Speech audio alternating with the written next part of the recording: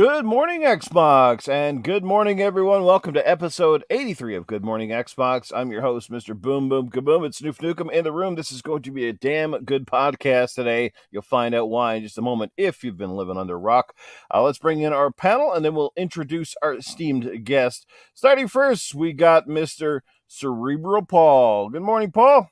Morning. Yep. Amazingly, I was in here first to this morning. That's incredible. Never going to happen again. So, there you go. No, But I I've am never looking seen him forward in to the the chat people room that early. He normally struggles in right on the button or just a few minutes after. Yeah. So something woke the man up this morning. Maybe it was the thought of Tony Baloney potentially making a quick return to the podcast. Who knows? That's it. Yeah. It's been a long time for that guy. He's just picking in the Drago for a while. That's always fun, you know. Yeah, you and Drago, just going head to head there. I can see that happening. Yeah. All right, let's bring in the voice of a reason, our indie specialist. Here she is, CoolcatTerri. Good morning, everybody. Happy to be here. Should be another really good show. Should be quite entertaining this time around. Extra entertaining. Indeed. All right, bringing in the man who brings the comment back to sense. Yes, he's one of the most opinionated guys on YouTube, former co-panel member of Gaming After Dark, the mic man himself, Titan Drago. What's up, everyone? Yeah, I don't know if you know this, but my avatar is just me yawning. It's really just me yawning. I'm so fucking tired. Life of a gamer, I guess. That's it. Life of a teacher and a game preacher. That's right. All right. And making his long awaited return, good friend of mine. He's got some exciting news to share with people who don't know. Let's bring him in. The middle-aged game guy, a.k.a. we know him as The Mag. Well, good morning, everybody. It's exciting to be here. It's been a while. I think, oh my goodness, I've been on the show once before, but it was a long time ago. I think Axel was hosting at that time, and Newf was on a break. But hey, we're all together here. Look at this. We got Newf, we got Paul, we got the coolest of cats, CoolcatTerri. We got Titan. Good morning, sir. It's been a while. And listen, we got some great things to talk about. I'm excited to be here. Let's get right into the show. Yes, indeed. We will get right into the show. But before we get into the nitty-gritty, let's give a big shout-out to the people that make this worth the while. And that is our phenomenal chat. We got to say hello to, of course, probably one of my biggest supporters, a guy that, like I said, I can't appreciate this man enough. He's just a genuine gentleman and a fantastic barker. It is Doggy Dog 420. He says, good morning, everyone. He's first in the chat. He also is the first to come in this morning with the super chat. Please hit that like, share, and subscribe. And if you feel free to drop a super chat, make sure you do so. I just greatly appreciate it, but it is not expected. And our first super chat of the morning is from Doggy Dog, as always. And Mr. CerebralPaul, if you'd care to do the honors. No, because I'm not looking at the screen. So, all right, then I'm going to get Terry to do the honors. Okay, there you go. All right, Doggy Dog 420 with the 199 says, happy Sunday, everyone. Like, subscribe, and share. Thank you, Terry. Otherwise, he's going to unfriend everybody who doesn't do it. So that's right. Yeah. That's 20 people, so too bad.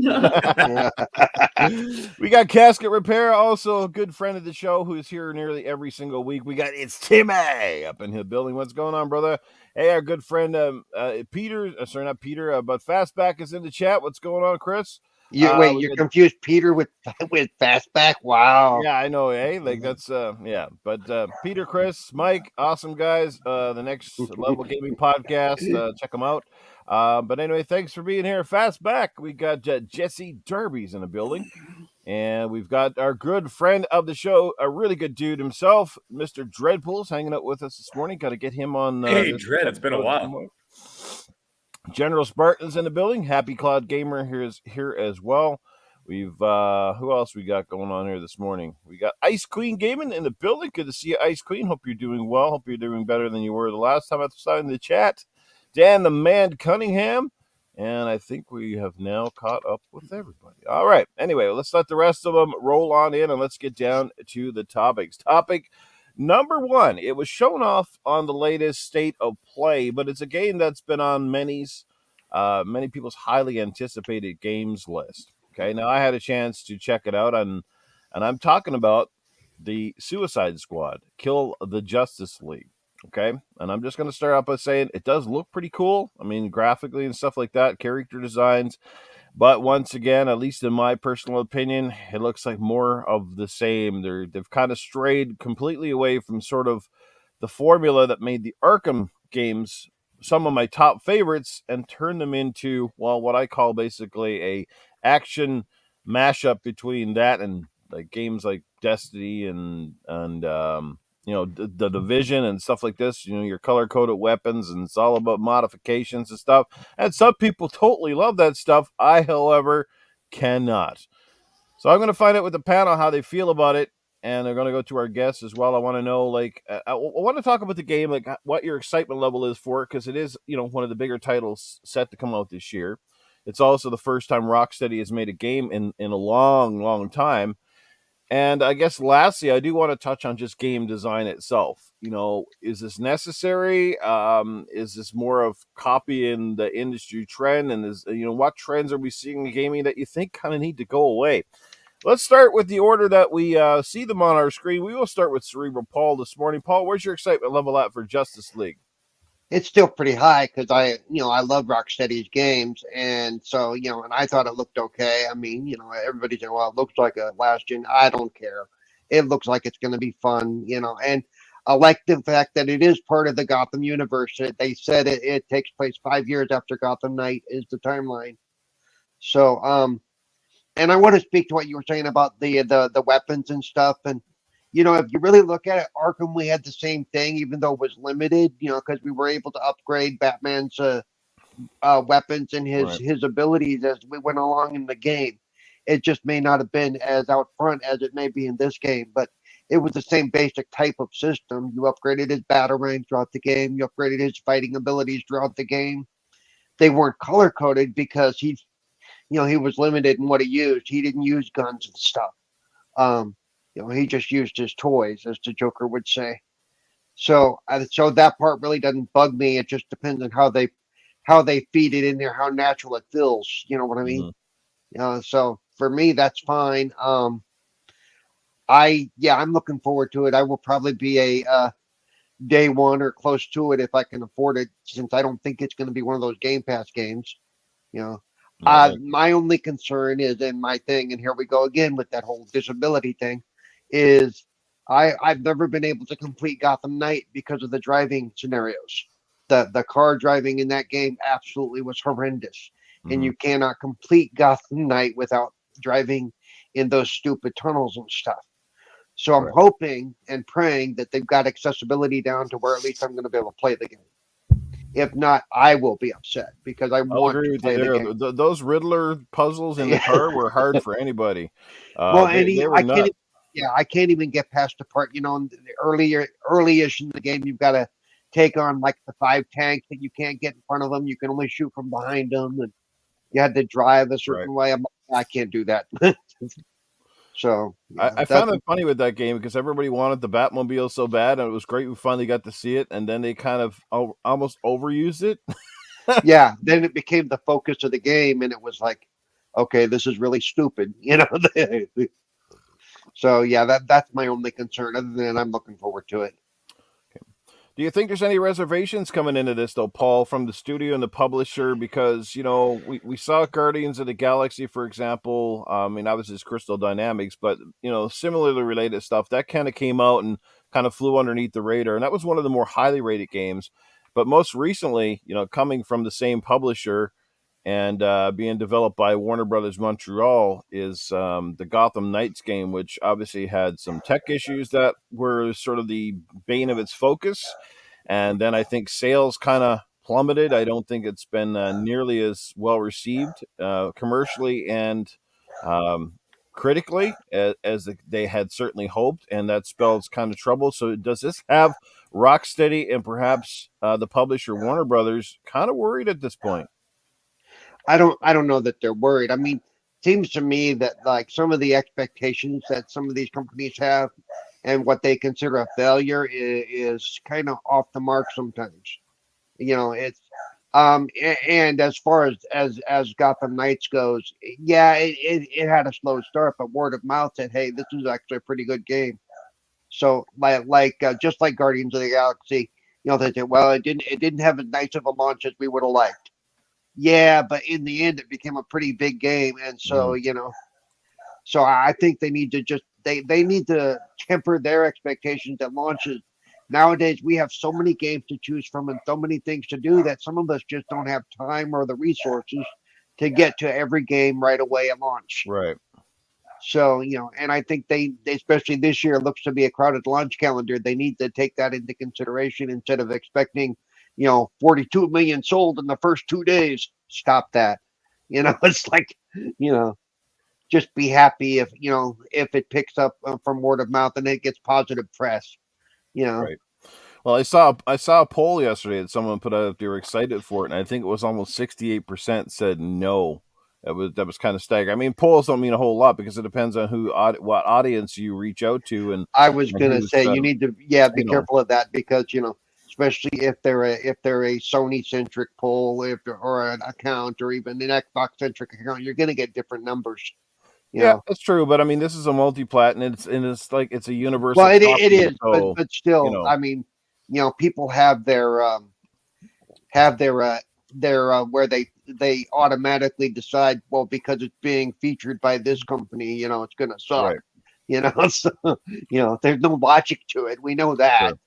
You know, so I take those. I really don't look at Twitter driven polls very much because of the fact that I know that you know people are going to try to you know slant things their own way Mm-hmm. or you know Right. it's like if I ask in my thing, okay, who owns an Xbox and who owns a PlayStation primarily, I know I'm going to get primarily Xbox responses because Mm-hmm. that's the group that follow me. Right. You know, even though a lot of us are multi-plat, you know, it's still primarily the group that follow me going to say Xbox. Right. You know, so my polls are meaningless in that sense. You know. Mm-hmm. No, it's not always fair to judge them on a poll, but sometimes Yeah. it's a little to have numbers that skewed Yeah. in one direction is a little bit concerning. Yeah.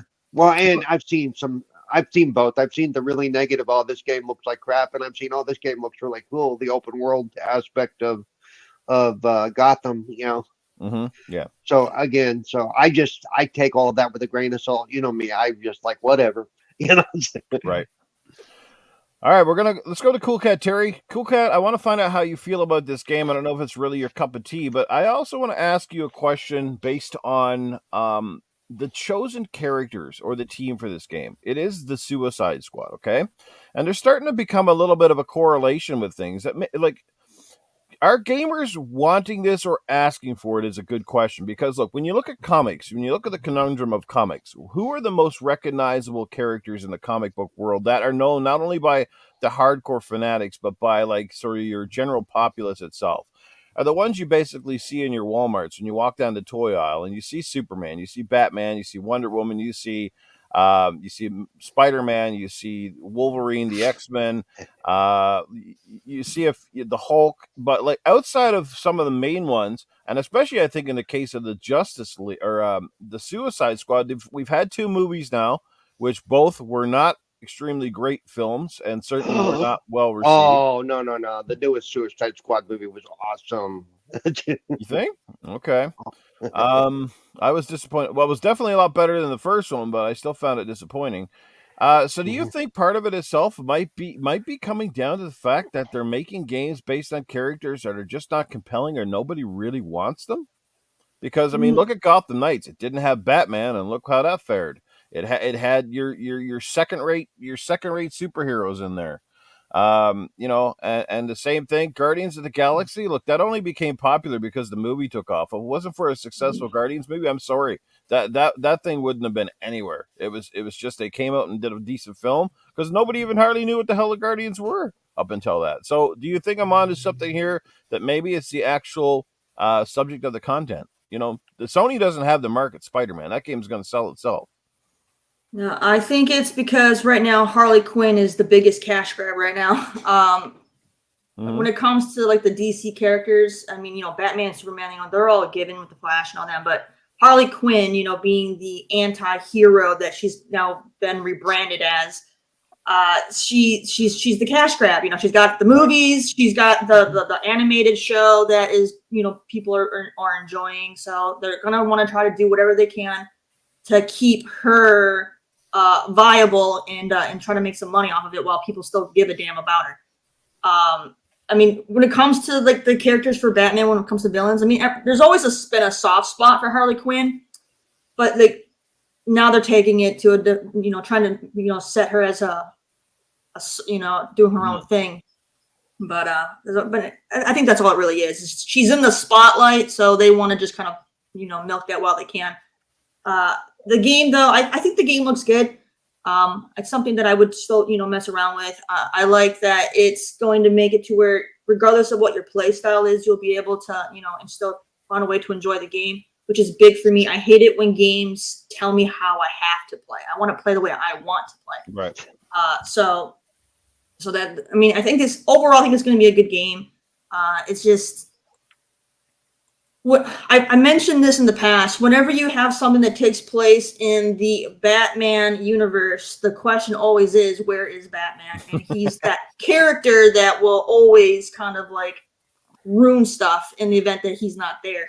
Gotham Knights, which I've been playing. I've been enjoying it. It's just, again, there's no Batman. And we knew going forward that there would be no Batman, but it doesn't change the fact that Batman is such a big character that even when he's not there, everyone's like, where is he? When's he coming in? Because Batman has died. I mean, geez, Batman has died so many times. He always comes back. So we're waiting for that. We're waiting for that ball to drop. Like, oh, guess what? He's back from the dead again.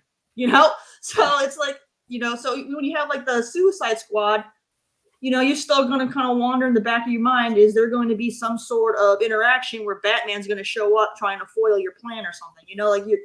Batman is always going to be, the part of the equation that everyone's going to be expecting, even if it doesn't happen. And so that's going to, kind of set expectations in things like that. Batman is just that character that, he'll always be like the center of the whole universe, so it's, I don't know, but I think done well, if they do it right, I think it's going to be a good game, and it gives them the opportunity, but being that they're using the Suicide Squad, they can try to put a lot more humor in it, whereas Batman and the Bat family have always been very serious. So I think it can make it a lot more fun gameplay, doing co-op, and then seeing a lot of like the humor, because Harley Quinn and the Suicide Squad characters, they're basically a bunch of dumbasses. By the way, just so you know, Batman does appear. Apparently, this is Kevin Conroy's last job before he passed away. Mm-hmm. And that's another thing too, is I've seen that people are worried that because they're making this a live service kind of game, they're worried that there might be issues with, if they have bad internet or something like that, that it's going to ruin their experience, and it's going to ruin the work that he did if stuff doesn't run smooth. So they're basically going to be using this game as kind of like a memorial for him. A lot of fans are going to see it that way. So if it's not done well, and I think that's going to have a big impact on it as well. Just because everyone's going to want to enshrine this game as his last performance, Right. So it's just curious, which character do you look forward to playing the most of that crew? You look like a King Shark kind of guy. See, when I play games, I like being fast. I don't like slow, heavy, bulky characters. So I don't know. I really don't know. Harley Quinn, then. Huh? Newf, you need to put up a poll. Who's got the best facial hair on the panel? Sorry, Coolcat. I feel like I'm at a disadvantage, man. I'm looking at us on Coolcat. I'm like, damn, we're some good looking old men over here, man. Yeah, well, not to lie to you guys, but today's episode is brought to you by Just for Men. So I covered it 3 days ago. So let's not get excited. I was going to say, this episode is not brought to us by Manscaped, apparently. No, not Manscaped. I always find that funny. A lot of people's podcasts, one of the first ads I always see is Manscaped. It's hilarious. By the way, since Terry brought it, I do find it interesting that I don't believe Peacemaker is in this game, and he's another hot commodity right now, thanks to John Cena and Amazon. Right. So maybe he's one of the characters they're going to add later. So They did say that there's going to be plenty of DLC with added characters later. yeah. They did say that. So they said expect a lot of other Suicide Squad characters, and they said some real zany ones too. So they're probably going to go down that rabbit hole of like the James Gunn with like Weasel and Polka Dot Man and like you know what I mean, like really strange characters. So and what's her name, Enchantress? That'd be really cool, So we'll see that. We'll see what happens. But anyways, he made me laugh. Well, Dreadpool, you'd actually have to, use their product. You would, hey man, you do a video, shave off that beard, you may get a sponsorship. Who knows? Exactly. I can't imagine Dredd without his beard. I really can't. It's really weird. He's one of the few I've met in person. I really cannot imagine him without a beard. If I meet him in person, I'm gonna pull his beard and just run and see what happens. Just take a scissors, just like pull it really hard and then just run for it. Well, if he actually knows you guys are gonna meet in advance, he's gonna pull up with a bunch of elastic bands in his beard like Lou Albano. Just have it all tied back. Oh my god. What's going on to the chat? We got Crazy Greek in the building. Your Wicked Hat is hanging out with us as well. Good to see you here. Happy Cloud Gamer with us. Like I said, Dreadpool is hanging out this morning. Doggy Dog. Ice Queen Gaming is here. Jesse Derby's in the building. Casket Repair. Great crew this morning. Good to see you. Thanks for the love, guys. Tim A, Sean, General Spartan. The list goes on. You guys are fantastic. Thanks for being here. Again, please hit that like, share, subscribe. Put this one out. Let's get some more people in the building. We got Meg and Titan. We don't get those guys on the same panel very often anymore. So let's get some people up in here. It's a good thing we got that restraining order suspended for a day. Let's get back to it. Terry, any further thoughts? I guess I also just want to touch on, I think one of the biggest things that's kind of hurting people wanting to play it is this whole battle pass thing. Yeah. Like, I don't know why that's in this game, because if it's a continuation of the Arkham games, it should just be like a standard action adventure. We don't need this, live service battle pass nonsense. Right. I agree wholeheartily. It's a tale of the tape. Next they'll be adding Battle Royale again, and I've Yeah. I only caught part of that, Terry. Next to me here. Were you leaning towards the kind of like the? There's a lot of fake outrage about games being online requirement, DRM, all that stuff. No, I don't have an issue. I don't have an issue with it being online. I have an issue with it having a battle pass. Why is that resurfacing again? I thought that was laid to bed, put to rest. And I thought all gamers moved on from that. Apparently, I'm wrong.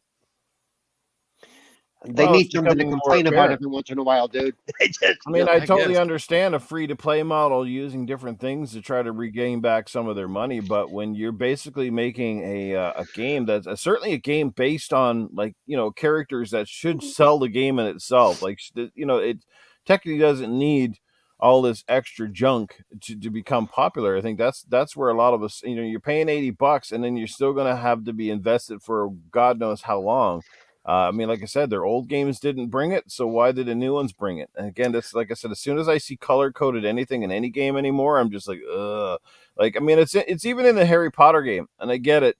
I can't say I enjoy it there either, but I will say the only difference with the Harry Potter is that or I shouldn't call Harry Potter, but Hogwarts Legacy is I do find the game is sort of, it's different enough on its own. It kind of stands on its own legs a little bit more. It doesn't feel quite as much of a copy and paste as a lot of other games. It's we don't see a whole lot of wizardy style games like that. So it does bring a little bit of a difference to it, but I'm still not a big fan of it either. Just wanted to for me, the Harry Potter thing, the loot, the shoot and loot is the weakest point for me. I hate every 2 seconds I was getting a new piece of gear.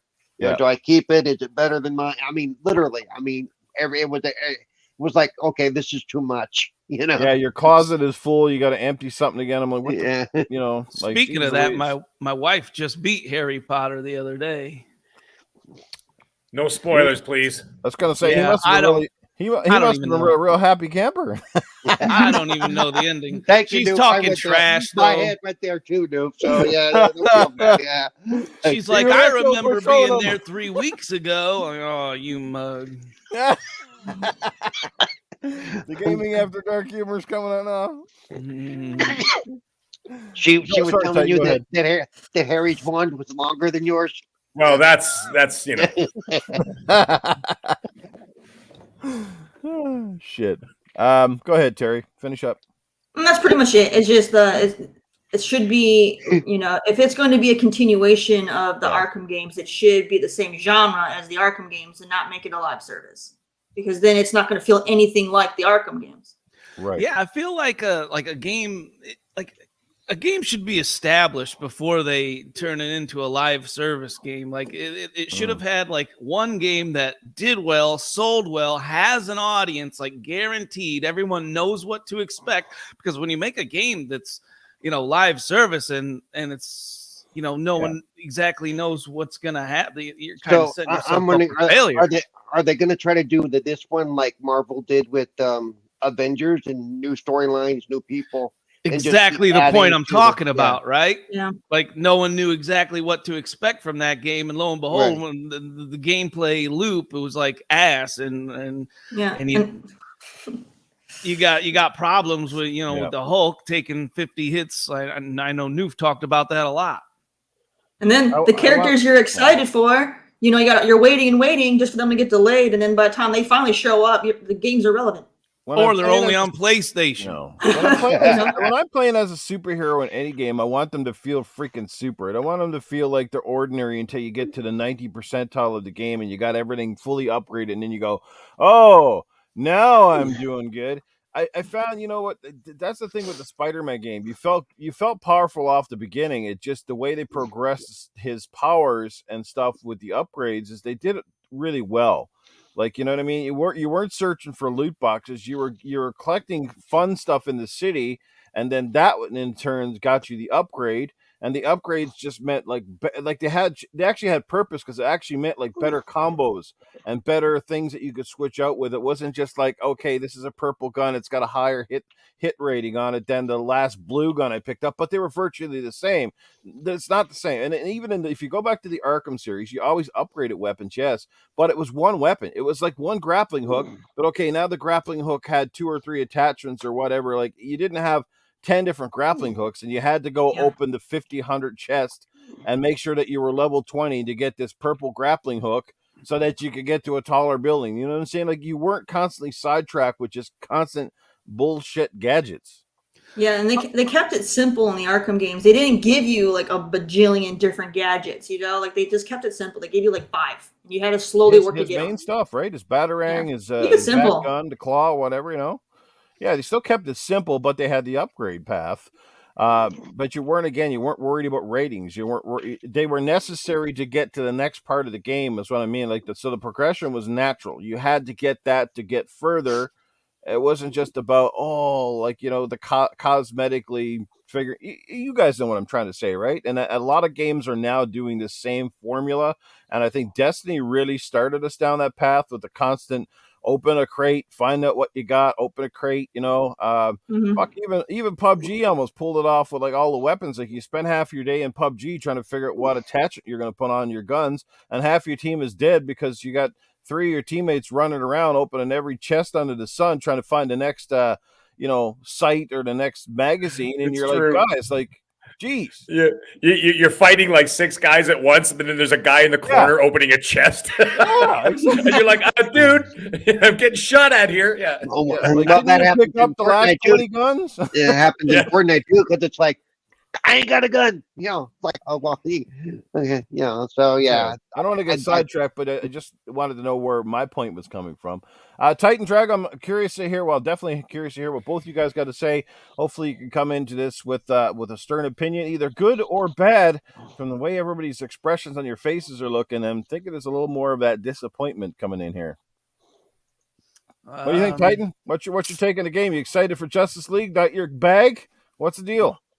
I mean, I hope that it's gonna kind of go in the way of the movies, because I like the recent movie I kind of liked. Like, I feel it's on the upswing for me. Like, I was never a huge Suicide Squad fan. I always liked, I always liked Superman, Batman. The Flash. Like, I liked the main characters. Like I didn't like, like that one. Like, I don't like the offshoot or the B act. Let's call them the B actor characters or whatever, because that's essentially what they are. They're the B team or whatever, and you could throw all different kind of myriads of B teams together, but that just doesn't do it for me. Mm-hmm. So I hope it's kind of going that way, because I mean, from what the gameplay there, I don't know if it was gameplay. I think it was gameplay. The last video I saw of it, I can't remember if it was gameplay or not, but it looked good. It looked pretty good. I mean, and it's Rocksteady, right? So they're one of the best. So, I mean, I got all the faith in the world in them. It's just they kind of picked, the Suicide Squad, someone that I'm not super hyped about. Like, I wish like they would have done a Superman or something like that. Then my hype meter would have been off the chain, because I've been waiting for a Superman game forever. And there's been, like even when we were doing GAD together, there was rumors about a Superman game. Well, that never came to fruition, did it? So yeah, it's called Calm. You put it on your phone and it puts you to sleep. That's what that is. That's pretty much. Like I feel like fast forwarding today, I feel like Suicide Squad, it's a good concept, and I feel like it's finally seeing some like ingenuity or some thought process put into it. Like let's take Catan for instance. I just bought the new version of Catan for Xbox this last week, right? Just came out. And I don't know how many of you play Catan or played the 360 version, but the 360 version of Catan is literally better than the one that just came out. Like, how does that happen, right? It had way more features. It had a lot of quality of life. The quality of life was much better on the 360 version. And that adds up to a lot. It's like the little things, especially on a simple board game like Catan, a lot of those little things make a big difference. And I'm kind of feeling like, games, a lot of game developers seem to have lost that ingenuity or the Hey, Noof, I want you to highlight that message from Dreadpool that's in the chat and put it up there so that Drago can see it. Oh God. Oh, grab me.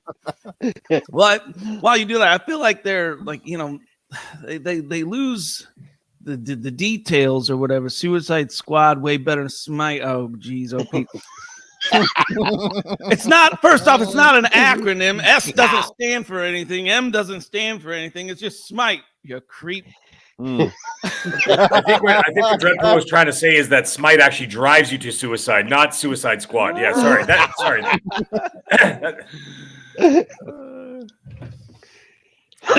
Sorry, Titan. Continue with your nonsense. No, I want to hear what you got to say, because I don't got a ton. I'm not super hype on the. Okay, well, it doesn't even piss me off. So, the mag. So, if you were to play this game, which character do you think you'd gravitate to at least? King Shark, Deadshot, Harley Quinn, or Captain Boomerang? Neither, right? I guess that's a zero. Yeah. Like they made this kick-ass Superman design in the game too, and I guess you don't get to play as him, but I'm like, damn, like, he looked really cool. He's the only actual one that actually like, oh, he looks freaking awesome in this game. Wonder Woman, oh my God, what the hell did he do to her? I kind of want to do Captain Boomerang because I'm hoping he'll have the best sound bites out of all of them. Wonder Woman looks like the local girl at my pizza shop. You know what I mean? What? I'm getting pizza in Edmonton next time I go. Yeah, I was just not feeling it. It's just like I expected a little bit closer, perhaps, to a Gal Gadot kind of look or something like that, or a Linda Carter sort of look. But I think this is the beat down. She all her friends have been turned evil. She's at her wit's end. That she's actually having to deal with the Suicide Squad. Look. I don't know, man. I don't know. But anyway, let's finally bring in the mag. He doesn't have to wait an hour and a half before he gets He might actually have a train of thought still left here. Mag, go ahead. Suicide Squad. Okay, you know what? Honestly, it didn't really I hate to say it, man, but I didn't really move the meter for me. It just didn't. Like, I watched that last video. What was it? A couple days ago, like 3 days ago, they had that video, and it was the gameplay, and I'm like, yeah, let me check this out. It was like 9 minutes long. Anyways, I watched it. And I'm like, you know what? This just not doing it. It's just not doing it for me. I don't know what it is. It's just I don't seem interested. We've seen it so many times before. It looks like a better playing, better graphic version of Gotham Knights. And I just finished Gotham Knights with my wife. I bought it for sale for like, I don't know, $25 or whatever it was. And we played it together. We played it co-op. God help you if you actually didn't get booted out of the game every 35 minutes, by the way. But anyway, that's a whole other side note. But anyway, the point is that we've already played it before. And it's not a great idea that the fact that Warner Brothers are releasing two games in the exact same style from two different companies. It doesn't make sense to me. If you have the Gotham Knights game coming, and they knew it, it's not like they made this yesterday or like, it was a surprise to anybody. These are two Warner Brothers studios, okay? And the fact of the matter is that one of them made the Gotham Knights game. That came out first. Then the other one should have focused on a single-player game, not two multiplayer games. You know what I mean? And that's the problem, especially set in the same universe and they're set in the same, the same whatever DC thing. Now, the thing is, I was going to mention, Paul, you mentioned something about sales. Listen, they are expecting big sales, and I'll tell you why. They're just coming off of Hogwarts, the same company coming off of Hogwarts with 12 million copies in 2 weeks, $850 million they made off of Hogwarts so far. DC should be able to sell the same thing. And the thing is, with the past pedigree, they should be able to sell 10 million copies. No, I because here I agree with Terry. The name draw of Suicide Squad doesn't have the same name draw as Batman.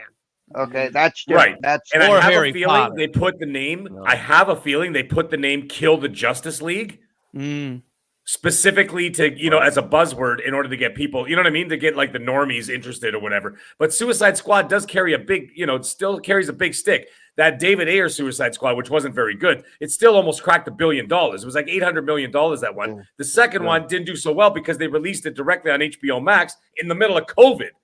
Right, and I thought that was obviously a much better movie.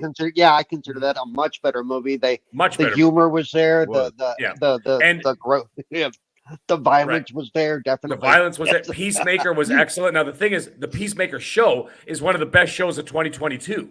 Next to like your Yellowstones and whatever. Why they didn't add him into this group of Suicide Squad, I don't know. They should have. That is something. You know what they got to do. And now here's the thing. Okay, we're already down this road. We can't get away from it, right? So this is what we're going to have going forward. Now, the thing is, then you're going to have to go Fortnite style when it comes to your DLC. Make the characters look like the characters from the movie. Actually utilize the Hollywood talent, like, for example, John Cena. Like, when like a character comes out in Fortnite and like it's right there. You're like, for whatever, $15, you could buy John Cena as this character or John Cena himself with the WWE, title belt or something or whatever. They got to release Peacemaker as John Cena. They got to release Enchantress as whoever the hell that lady was. I can't remember her name. I can't remember her name off the tip of my tongue now. But anyway, they have to do things like that and then add those DLC characters in there, assuming the game takes off. That's the other thing. It's got to take off. Like I said, we've already had these games. We've got more of these games coming up. They are tiresome. It's not always easy to find people that you want to play with. That's the other thing. It's not guaranteed. Like Call of Duty, I could sit there and play Call of Duty with Titan, his son, Newf. You know what I mean? And we've played Call of Duty before. But here's the thing. If those guys aren't online and there's a bunch of nobody I know or whatever is online, I could still play with those guys, right? Because it doesn't really make a difference. And they did say this one could be played solo as well, which is another thing I appreciate. That's what I'm saying. They're doing with the other game. Yeah, so. Right. Now, the thing is, like, I could play with, sure, you could play solo, whatever. It's fine. But the thing is, at the end of the day, I could play Call of Duty alone for hours and have the time of my life. I don't have to be partnered up with anybody or I have to do anything, whatever. I don't want to be partnered up with people I don't know, I don't like, or we don't like, we're not compatible. The fact that you don't like me explains why you never invite me to play. But, that's okay. I never see you online, Paul. So, anyways, there's game. You asshole. Oh, all right. Well, maybe I'll look harder. I usually don't go down the list. But anyways, here's the thing: we got Gotham Knights, already done this. We've got Back for Blood, already done this. We got Redfall coming up, the exact same game. Okay, I mean, I know some people are going to be like, okay, well, it's different. I mean, in terms of what kind of game it is. I'm not talking about the specific details. But Redfall is the same thing. And then you've got Suicide Squad, the same thing, another 4-player co-op game. The draw for me for Suicide Squad is partially the story. If the story is well done, I'm in. Right, and that's the thing. Now, these are the negatives. Now, I'm going to get to the positive. The positives, of course, is that this is the Arkham series. Okay, this is Rocksteady. These are the guys who made the Arkham series. But here's the thing. Like I said before, here's my thought. Why didn't they just release this as a side project, like, for example, Last of Us Factions?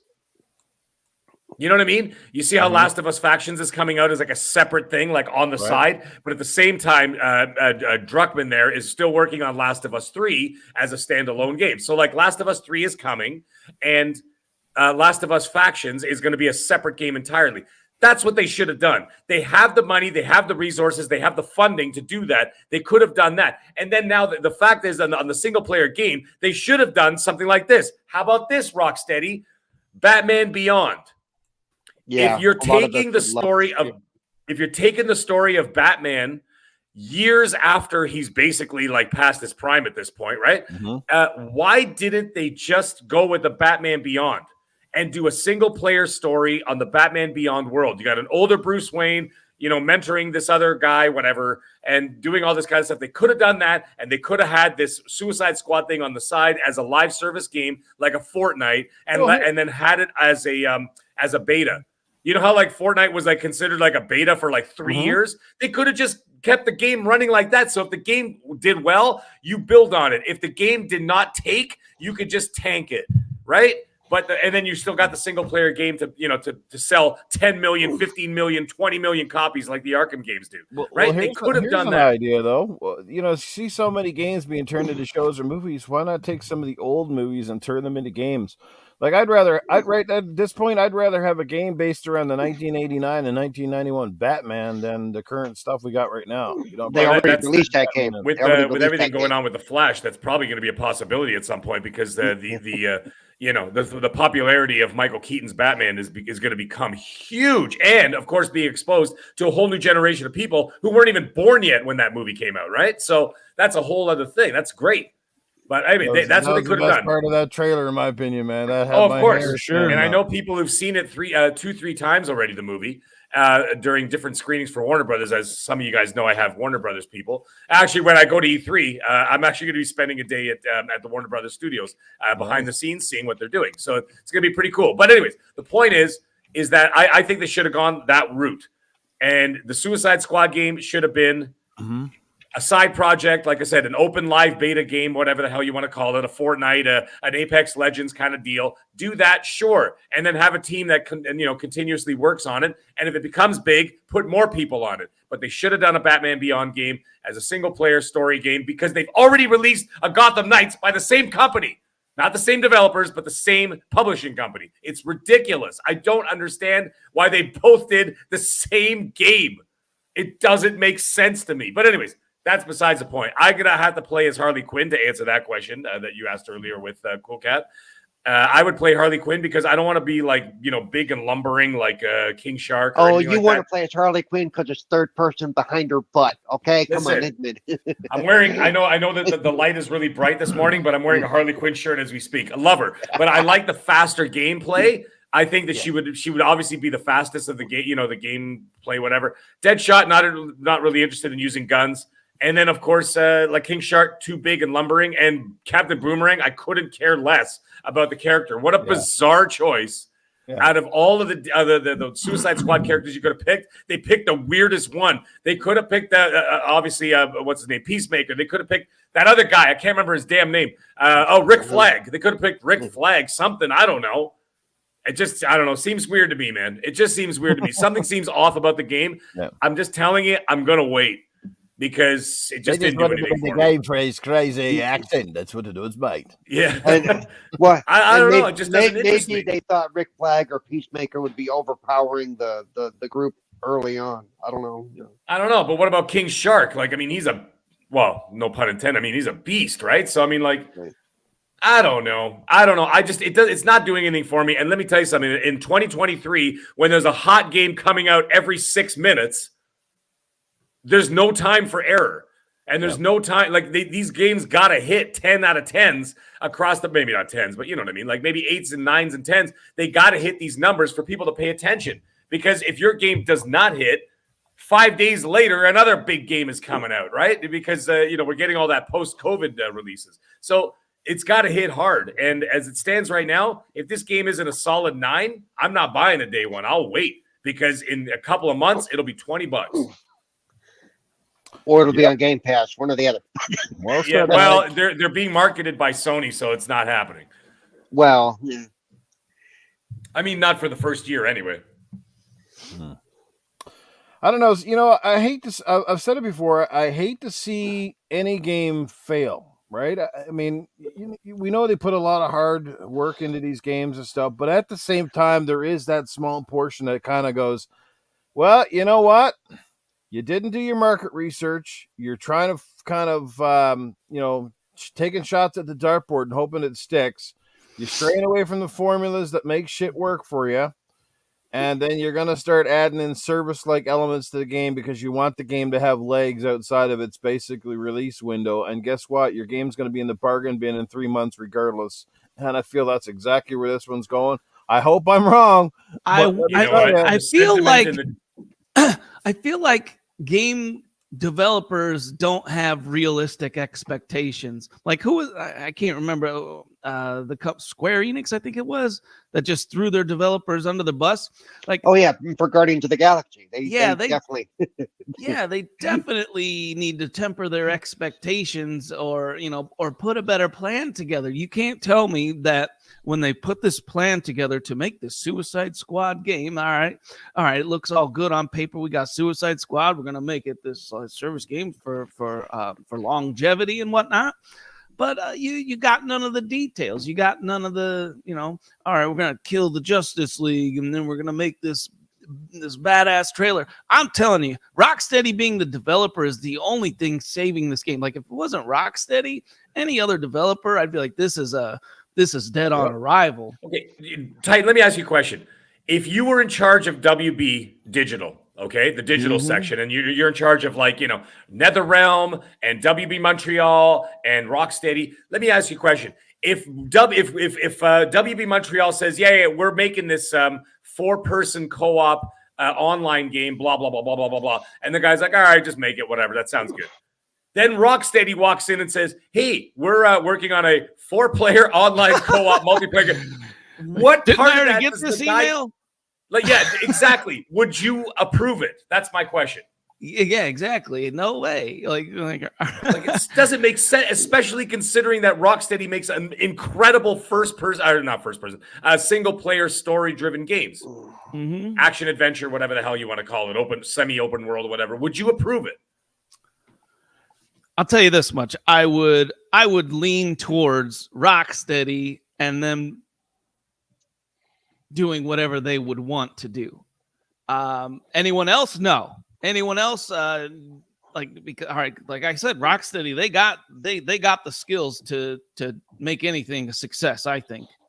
But any other, NetherRealm, they're working on Mortal Kombat. Yeah. So I mean, what other development companies do they have making these, these other games that are just like it? They would. I mean, they gotta have have brainstorming sessions, right? Where they just throw all they take a list. Tell me development companies are doing this, like a brainstorm where they take this list of ideas and they throw them together and they come out with the best ones. Because are you telling me that after, like you said, throwing the darts at the board or whatever, and is this the best they could come up with? Or was this just the very first thing they not just come up with it twice? Look at Crystal Dynamics, right? Crystal Dynamics, fresh off of making 2 of the best Tomb Raider games ever, right? Yes. Which didn't have games as a service features in it. They were just live action adventure games, fantastic games. And coming off of that, and then you make that friggin' Avengers game, which outside of the opening bridge level, it was like, yeah, here we go. This game's going off the rails. And now you got Warner Brothers Montreal. Their last project before, I think that was they did Batman Arkham Origins, which was a damn good game, and then they do Gotham Knights, which the combat didn't even feel anything remotely close to that game. No.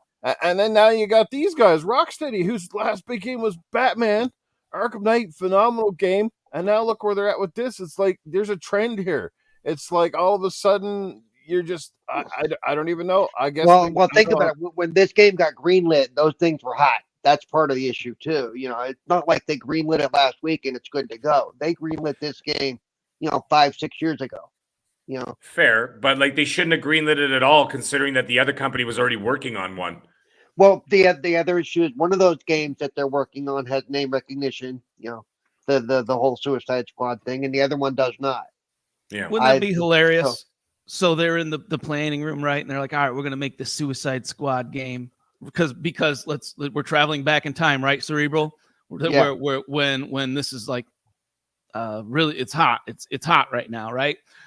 So, and they're like, well, since the movie was so hot, they'll make another movie, right? Years down the road, and that'll give us a chance to develop this game, and then they don't make another movie.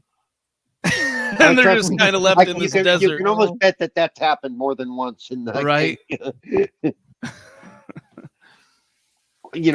All these companies try to jump on things when they know it's hot, just like with the Battle Royale thing. Last year everything was fucking Battle Royale. Stop it. Well, look at like the Halo situation. I'm not going to get off topic, but look at the Halo. People start talking about Halo Battle Royale. Well, they were talking about that 3-4 years ago when it was hot. If they did decide to release a Halo Battle Royale now, it's going to flop, or maybe not, but like it might, because it's way past its prime. Right? Because what's past its prime, Halo or Battle Royale? Well, yes, take your pick these days. But the thing is, but the point is that with the development times and chasing trends do not match up. They never do, because by the time you finish the goddamn game, it's already 5 years too late. Right. You know what I'm saying? So it's so stupid. It's like Ubisoft. Look at Ubisoft completely crapping the bed right now because they decided 4 years ago to start chasing live service games, and they go, oh, we're working on 14 live service games. And none of them came out because they all crashed and burned before, like the trend was dead before they could even finish the development cycle. Don't be ridiculous. Make stuff that is like time and you know what I mean? Like true to time. Something that's who wrote this? Splendiferous, calm down and stop using capital letters for your name. I don't like it. Anyways, the point is that it's you do tried and true formulas that always work. Yes, of course you can innovate. Yes, you could create new IP, stuff like that. Stop chasing trends when you can't keep up with it. If you're releasing a game like a week from now and it only takes you a week to develop the game, fine, that's kind of cool. If you want to write a song, okay, you could write a song and slap it on Spotify in a matter of 2 days. Go for it. But a game that takes 6 years, you're chasing a trend that's hot now. What part of your foresight do you not understand that that's not going to be hot in 6 years from now? Yeah, Mag, I'll tell you what I would green light though. I would green light if I'm 343 and we were developing Halo and I saw the roadmap of that thing, and then I saw. They should have been able to see the issues coming with content and whatnot. I would agree. I said get as many people on Battle Royale as possible because that's what's going to fix the content, the lack of content in that game. That's why that's kind of like I feel like that's an outlier. I feel like because you were right, like Halo's a little past its prime. Maybe Battle Royale, has lost a little bit of its shine to a lot of people, but I still think that would be a good marriage because they fit the needs of each other. Halo desperately needs a new game mode. Halo desperately needs new content, and those two together are going to solve both of those problems. Next. Yeah. Let's just, last before we get to the super chat, let's just go down the line. So I'm just going to do a hit or miss. So CerebralPaul, is Suicide Squad Kill the Justice League a hit or a miss? I think it'll be a hit. I don't think it'll be a smash, but it'll be a hit. All right. CoolcatTerri, what do you think? Hit or miss? I think it's too early to tell. It's really going to come down to the live service aspect, because that's either going to be a hit or it's going to be a crash and burn. It's too early to tell. Okay. Titan Drago, what do you think? Is it going to be a hit or a miss? 100% miss. 100% what? I thought he was going to end at 100%. I'm like, what? Yeah. 100% miss. All right, and Mag, where do you think this is going to land? Hit or miss? This is going to be a Gotham Knights, folks. It's a miss. There you go. Sean in the chat says miss. I'm saying miss as well. I think it's going to be a bargain bin after 3 months or less. Yep. 60% of the time, it works every time. A lot of games that their hits even do that though. So that's not really, that's true. But fair point. This is going to be an extra I'm pretty case. sure this game is an expensive miss. Yep. And coming from a studio like Rocksteady, this could be a bad look going forward. Splendiferous, he's got a super chat. Go ahead, whoever wants to read it out. Titan Drago, you can do the honors. Coming from a guy that has all caps in his name. That's right. That's right. You see what happens? I antagonize people so much they start paying you money to complain about me, Noof. This is a perfect business move. Coming from a guy who has all caps in his name. Anybody else want to be antagonized so you pay money to Noof? You just hit me up. Charlie Hustle says avoid the FOMO and save money. Yep, agreed. All righty. Godmad's got caps too. Yep, he sure does. All righty. Let's move the needle along. It is we're past the halfway mark of the show at this point, and it is time now to bring in CoolcatTerri and a look at the latest indie spotlight. All right, everyone. So this week I'm going to show a simulation game. I know not everybody's into simulation games, so this is going to be a hit or miss depending on what your tastes are. But I, for one, I love simulation games. This one I'm going to show you, I will admit right now up front, I have not played this one. My friends have been playing it a lot, and they love it. And because they have been loving it so much, I wanted to share it with you guys all. So here we go.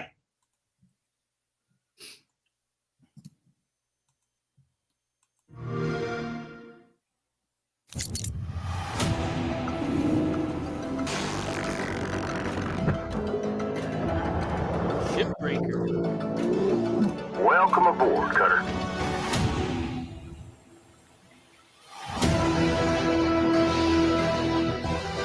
This is more than just a job.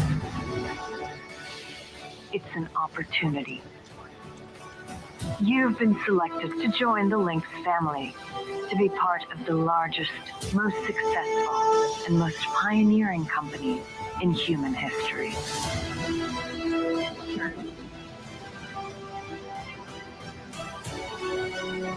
We own you. I got the right to do whatever I want to you.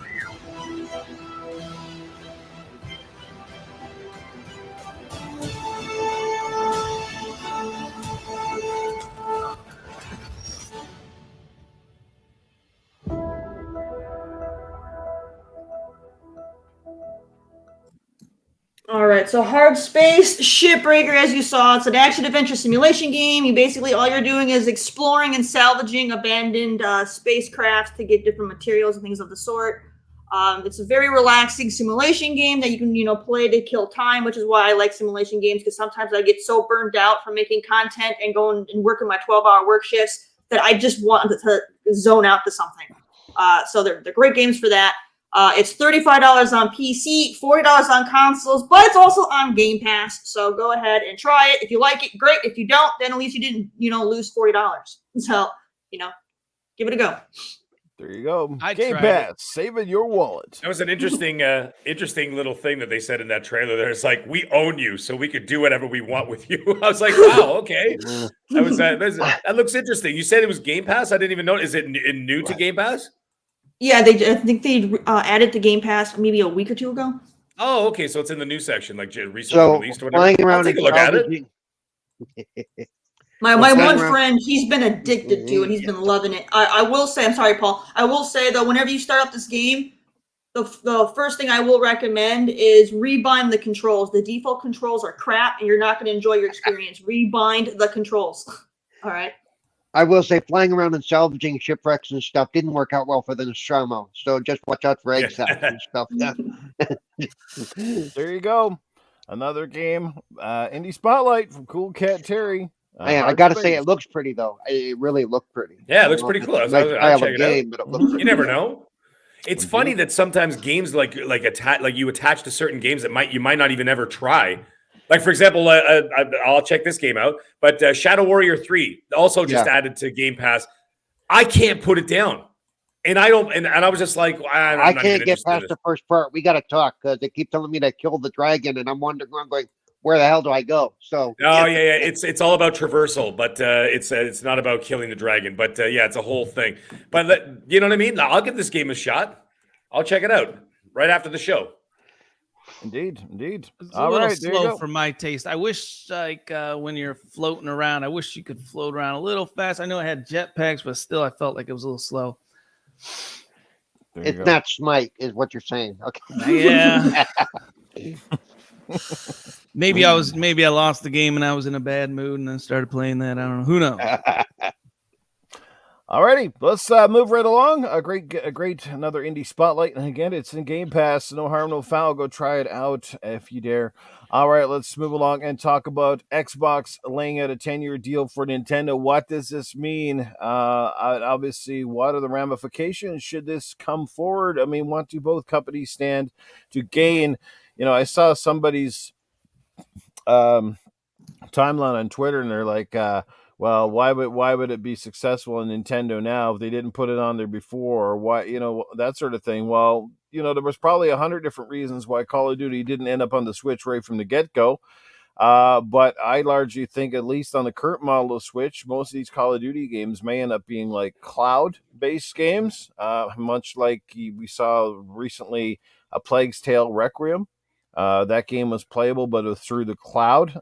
There's been a few games like that are graphically intense, but you can at least play them through sort of a cloud download or whatever. So that could be a possibility, unless they're planning to make sort of mobile-style port games for the Switch, because there's no way in hell the Switch is running modern Call of Duties at a good clip, that's for sure. So something would have to be definitely taken away. But I guess at the end of the day, like, does this mean that the deal is potentially close to done, or is it, or just kind of, again, you're kind of have that pending deal going, and they're just kind of trying to move the needle forward, so when it does close, they can just kind of move ahead, full steam ahead, instead of having to, you know, dwindle a couple more months of, you know, contractual times and stuff like that. And let's open floor on this one. Who wants to jump in? Actually, let me jump in real quick. I want to go ahead, Paul. How about her? So, them penning this deal beforehand does two things. One, it pokes a hole in one of the CMA and FTC worries, and I think that's what they've been doing a lot of the last few weeks. And two, that's a good point. The deal is pending the completion of the Activision Blizzard deal. So, yes, basically they're doing a lot of this beforehand. That as soon as that big deal is done, a lot of these little deals are going to be signed off as well. They're all done and continue. They're in waiting, basically. They're not going to wait till the deal is done to start working on these contracts. That way they can get the wheel moving as fast as possible. Boom, right out the gate. But it doesn't mean that the Activision Blizzard deal is done. It just means it's getting close to done. And if it does get done, then all this other stuff starts moving right off the bat. You know, that's all I really had to say to that. I just want to throw those out there. So okay, who's next? Who wants to jump in? What's your take, and what do you think Xbox and Nintendo stand to gain? I mean, obviously there's got to be a payout for Xbox as well. I mean, it'd be huge for Nintendo. They already have a massive install base, and I'm pretty sure there's a lot of fans that play on the Nintendo Switch who are very familiar with the Call of Duty format and would be chomping at the bit to dive into this, you know, iconic franchise, so to speak. And I think it would certainly add some life for those of us who probably had Switches collecting dust for a while, give us a reason to take them out and fire it up, that sort of thing. So who wants to take a shot? Drago, Coolcat, Meg? First of all, it's going to be a 10-year deal with Nintendo because that's how long it's going to take to get content parity with current gen hardware. Other than that, you know, jokes aside, like the cloud is going to be the only real reason that you're right that this is able to be run on any kind of Nintendo, and I'm kind of anxious to see because like Nintendo's got to be coming out with a new system within before the next 10 years. That's for dang sure, and I'm wondering what that's going to look like. And Call of Duty on Nintendo is going to be wild, but I don't think the deal is close simply because of Sony. They're going to stall this as much as possible. They've been doing it from the beginning, and I don't think that's going to change. They got to think of a retaliation plan. They got to think of some other way to attack this market because Xbox is forcing them into a corner that Sony doesn't want to be in. But and so Sony's crying foul, crying lying on documents. They're doing everything they can. They're not showing up to subpoena. I mean, what a nightmare situation. Like, how bad does Sony look for the things that I just mentioned when you purposely don't show up to court for subpoenas? Like, what the juice? They're trying everything they can, but for what? That's what I don't know. Like, why is Sony like? I do. Like, and the scary thing is they're still getting their extensions, which is what's driving me crazy. Okay, so they're not answering subpoenas, but they're still getting extensions. Right, like extensions plural. I've read, like not just one, plural. So like, why are they getting like, man alive? If I get taken to court, do I get to like just stall it until I'm dead? Like what the juice? Are you that rich? If you're that rich, yes. Oh well let me forge some documents real quick because I get like that's what Sony has to be doing. They gotta I don't like were they not expecting this? Forging one set and burning the other is what's happening. Right. It's crazy. Like was Sony just not expecting this? We're like because why would they file for all these extensions or whatever? Like they're planning something. I just don't know what. So if you do know what, let me know, and I can give you a good. I should be able to say, yeah, that kind of makes sense, or no, you're a fool, Tony Baloney. Yeah, I can tell you why, and it's been pointed out by someone who's actually following it really, really closely. It's because Sony is stalling specifically for the reason of wanting to catch up, and what I mean by that is that they want to catch up with the cloud tech because what they're afraid of, they're not afraid of this, they're not afraid of the Call of Duty thing, and that's all just posturing. What it actually is all about is that they're afraid of the cloud tech moving forward because what's happening is obviously Microsoft has the edge, Amazon is out, Google is out of the streaming game, right? In terms of video games, right? And cloud use of video games. They're just not doing it. The only people who are doing it are Microsoft. And what's happening is Sony wants to catch up to Microsoft, but they need time to do it because if the deal closes and all of a sudden Microsoft unleashes their cloud services, which they're about to do, which brings us roundabout to what Noof is talking about with Nintendo, that's why they don't want to do it. They don't want it. That's why they want to stall it. They want to stall it specifically for that reason. And they want to catch up with the tech so that they have enough time. They've been stalling for a year and a bit already, which gives them plenty of time of R&D to be able to see what they can do to play the catch-up game on the cloud front, right? So that they can compete. That's all this is about. That's all it ever was about. It was never about Call of Duty. It's not about Candy Crush. It's not about any of that. They just want the opportunity and the time to be able to catch up. Now, that being said, now that I got the mic, I might as well say my bit here. That's pretty much what I was going to say there. The thing is, what they're going to be doing with Nintendo is that they're going to be and that's exactly what I was just talking about. They're going to be streaming ABK content onto the Switch because the Switch obviously does not have the power and the processing power in order to run a modern day Call of Duty or even a Warzone for that matter, right? And what they're going to start doing is they're going to start putting the online Warzone and of course mainline Call of Duty games will be on the Nintendo Switch, but it'll all be done through cloud streaming, which of course Microsoft has already made a deal with Nintendo to begin with. So they're already going to be using the Azure cloud servers to begin with. Same with Sony. Sony doesn't like it, but they have no choice because they have the best servers in the world right now next to Amazon's, right? So there's that. Now, you talked about it, Titan. You mentioned that there's a new, about a new system. A new system is already made. The dev kits, the prototype will be out in the summer, not for anybody to see, but it's already going to be built, and a dev kit will be available by fall for the new Nintendo system. Now, the rumor is that it's going to be around the same power as an Xbox Series S, slightly more powerful than that. So in between like an S and an X, and a little bit underpowered to PS5. All right, I'll take that. So that's where it's standing right Nintendo now. lifting some weights over there. Well, they have to. They have to do something. Exactly. They got to do something because, I mean, otherwise they're going to be in trouble. So anyways, the point is that's what they're looking at. So they're looking at a prototype to be a final build of the prototype by summer. Dev kits will be ready by fall.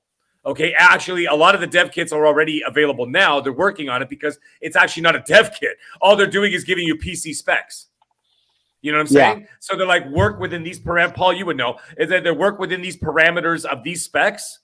And that's what we're going to be aiming for the new system. The new system I was going to say, because to my knowledge, the last thing we had heard was they had paused all physical design. I think, to me, they were waiting to see what was going to happen with the Steam Deck, because that's their main competition really now. Right. Now, there's that, and then there's also the fact that let's face it, post-COVID, there was a lot of issues with supply chain issues, with chip issues, stuff like that. Getting hardware is difficult, right? So launching a new console in the middle of all this, I mean, apart from what Sony and Microsoft already did, but anyways, Nintendo, yes, you're right. They're going to wait for the Steam Deck. It is. They did say that most likely will be an upgraded version of the Switch, so it'll still be a hybrid. Now, that's not guaranteed. The only guarantee is that, like I said, the prototype will be out in the summer. Specs are already out now for devs, but an actual dev kit should be available by September that they can actually plug in what they've already been programming into the dev kit itself, right? So we're looking at a 2024 release. By that point, if you got something that's in between an S and an X and just a little bit less than a PS5, you could easily run any kind of Call of Duty moving forward. And if it does have any issues, let's say 4 or 5 years from now, that's where you use the cloud, folks. Yep. So this is why they're going to do it, and this all makes sense. So, as like I said, as for Sony, they're only delaying specifically because they're trying to catch up on the cloud tech. That's all it is. So let me ask you this. So their solution to the cloud tech, because I just off the top of my head, I'm kind of like the easiest solution would just be some type of deal with Amazon. Sure. But like, what type of deal are we talking? Are we because we got Amazon that wants to join the game like the gaming market. So how much do they really want to throw their hat in the ring? Like, are you talking about Sony? No, I'm talking Sony's already using Azure servers. Yeah, I was going to say Sony's already got a deal with Azure servers. You remember that picture of Satya and what's his name? They were shaking hands. Yeah. So that deal's done. They can't go to Amazon. Oh, I didn't know that was done. Yeah, that's a done deal. I thought that was just an intent. Last thing I remember was an intent. What they're trying to build is their infrastructure, their internal infrastructure. In order to be able to run the cloud gaming for whatever moving forward. It's got nothing to do with like going to a competitor. They've already working with Microsoft. And that's another thing, guys. And let's not forget, at the end of the day, these guys may talk smack and this and that, whatever. A lot of it is not like this company hates this company. It isn't fanboying. These guys aren't fanboys. They all work together behind the scenes to make money. The reason why they do all these other things is they're like, listen, we're delaying this, that, and the other because, we're going to catch up on the tech or whatever. That is a little bit more nefarious. But everything else, they still work together behind the scenes. Because in the end, they're all about taking our money. That's all they care about. You know what I mean? But anyways, so they're not going anywhere else. They're working with Microsoft. Like I said, all they're working on is their internal infrastructure in order to make the cloud streaming better for themselves. Very well said. Definitely cloud is a big part of this equation moving forward, and that's something that I think the average person in the public here seems to get lost on, that Microsoft is not just in this for Call of Duty. Call of Duty is the marketing juggernaut, right? That's the title that just kind of moves the needle. But at the end of the day, what's going to move the needle for Microsoft in markets where Xbox platforms traditionally struggle to get into is mobile and the cloud. This is why this deal is vital to them if they want to make Game Pass, obviously continue to grow. I mean, that's the end goal, right? They didn't invest this much money in their ecosystems, into their infrastructure, and into Game Pass to just kind of say, hey, yeah, we're going to treat it as like a side project here. You know what I mean? They're all in on it now. It's too late to turn back. It's either all in or you shut the doors. So this is the whole point. They can still survive without the deal going through. Everybody knows that Microsoft is not dumb. They got finances. They got some smart people there. But obviously, this deal moving forward means having, one, a lot more studios in their stable, which means at the end of the day, more content coming out, hopefully more on a regular basis. And again, it's getting that cloud where everybody has, if there's one common denominator, and we see it every single day, and I've seen it myself. Just the other day, I was waiting for my wife to come out of the store, and what do you see at the malls? People on their phone. I even saw older people sitting down playing mobile games on their damn phone. And if nothing else, all you need to do is have a lot of these free-to-play things with a bunch of Game Pass and Xbox ads, and what do you think happens? Right? Remember, King is where the money's at. I keep saying that King is where the money's at. That's exactly it, Paul. They're not going for They don't give a crap about Call of Duty. I mean, they do, but they don't. It's of all course about they Candy do. Crush. Call of Duty's the biggest money maker out of that. And then Candy Crush and mobile. Yeah, well, Candy mobile, Crush yeah, takes its lunch in in one day that what Call of Duty makes in in a month. As far as games go, Call of Duty has always been number one. But like Noof said, if you're in the mall waiting for your wife or your husband to come out of a store, you're not playing Call of Duty. Nope, you're popping gems. You're playing Candy Crush, something simple that doesn't require. You're not playing Gears of War 5 on Game Pass Cloud. Okay, on XCloud or whatever the hell they called it now. You're not playing Gears of War while your wife is buying something in the store. You're going to play something simple and stupid like a Tri-Towers, Solitaire, Candy Crush, little things like that. And that's where the money is. And Noof brought up Apple. They make more money than any other studio next to Candy Crush when it comes to their online Apple Arcade. It is unbelievable. Go look at their numbers. It are staggering. Mm-hmm. That's where this is all about. They're going to appease us, the gamers, everybody here and everybody in the chat, with these bigger games and indie games and this and that. That's for us at home. Yep. Everything else is going to be funded by Candy Crush style games. You know what every single country has in common in the world? Yeah. Cell phones. And like I said, it was never about playing Call of Duty on your cell phone. It was never about that. Nope. These mobile games are going to fund the studios to be able to make the next Call of Duty and this, that, and the other thing or whatever, right? That's how it's going to work. It's literally just going to be a sausage-making factory. It's going to be, you know what I'm saying? Where one, the sausages are going to be coming through the machine and another guy's going to be frying them right there. I'm just telling you, that's how it's going to be. And that's what they wanted. That's all it's ever been about. It's not been about laser focusing on just Diablo and Call of Duty. Those are just end results. Anyways, whatever. Well said, Mag. There you go. Somebody's bringing the comment back to sense. This is what I'm saying. Certainly not Drago. This deal gets so overshadowed so much by the Call of Duty thing. We've said this time and time again. It is not. Call of Duty is a great marketing tool for the Xbox console side of things. It's the most recognizable amongst sort of your the crowd, but there's way more money to be made on the other side. That's the bottom line. And there's a reason Sony is trying to keep people focused on the Call of Duty thing. Absolutely. Because Sony knows Sony's going to do just fine with or without it. Essentially, the problem they will see their numbers drop. Don't get me wrong. Or I think what they're going to see is you're going to see more of those fence people, the people that have never traditionally had an Xbox console might actually gravitate to one or gravitate to Game Pass because they go, I can get Call of Duty and I can get it for $15 a month or whatever the heck you're paying, whichever country you're in. And that's what it is. I mean, it's still going to be a small percentage, but at the end of the day, it's having that marketing, that poster, that banner, that commercial in front of people at the end. That's really all it's about. That Sony's thrived on it. It's no secret that Call of Duty is the game that sells their consoles. It's not God of War. God of War, sure, it sells. God of War is doing fantastic. And let's not take it away from any of their games. But at the end of the day, call a spade a spade. We all know the stats show it.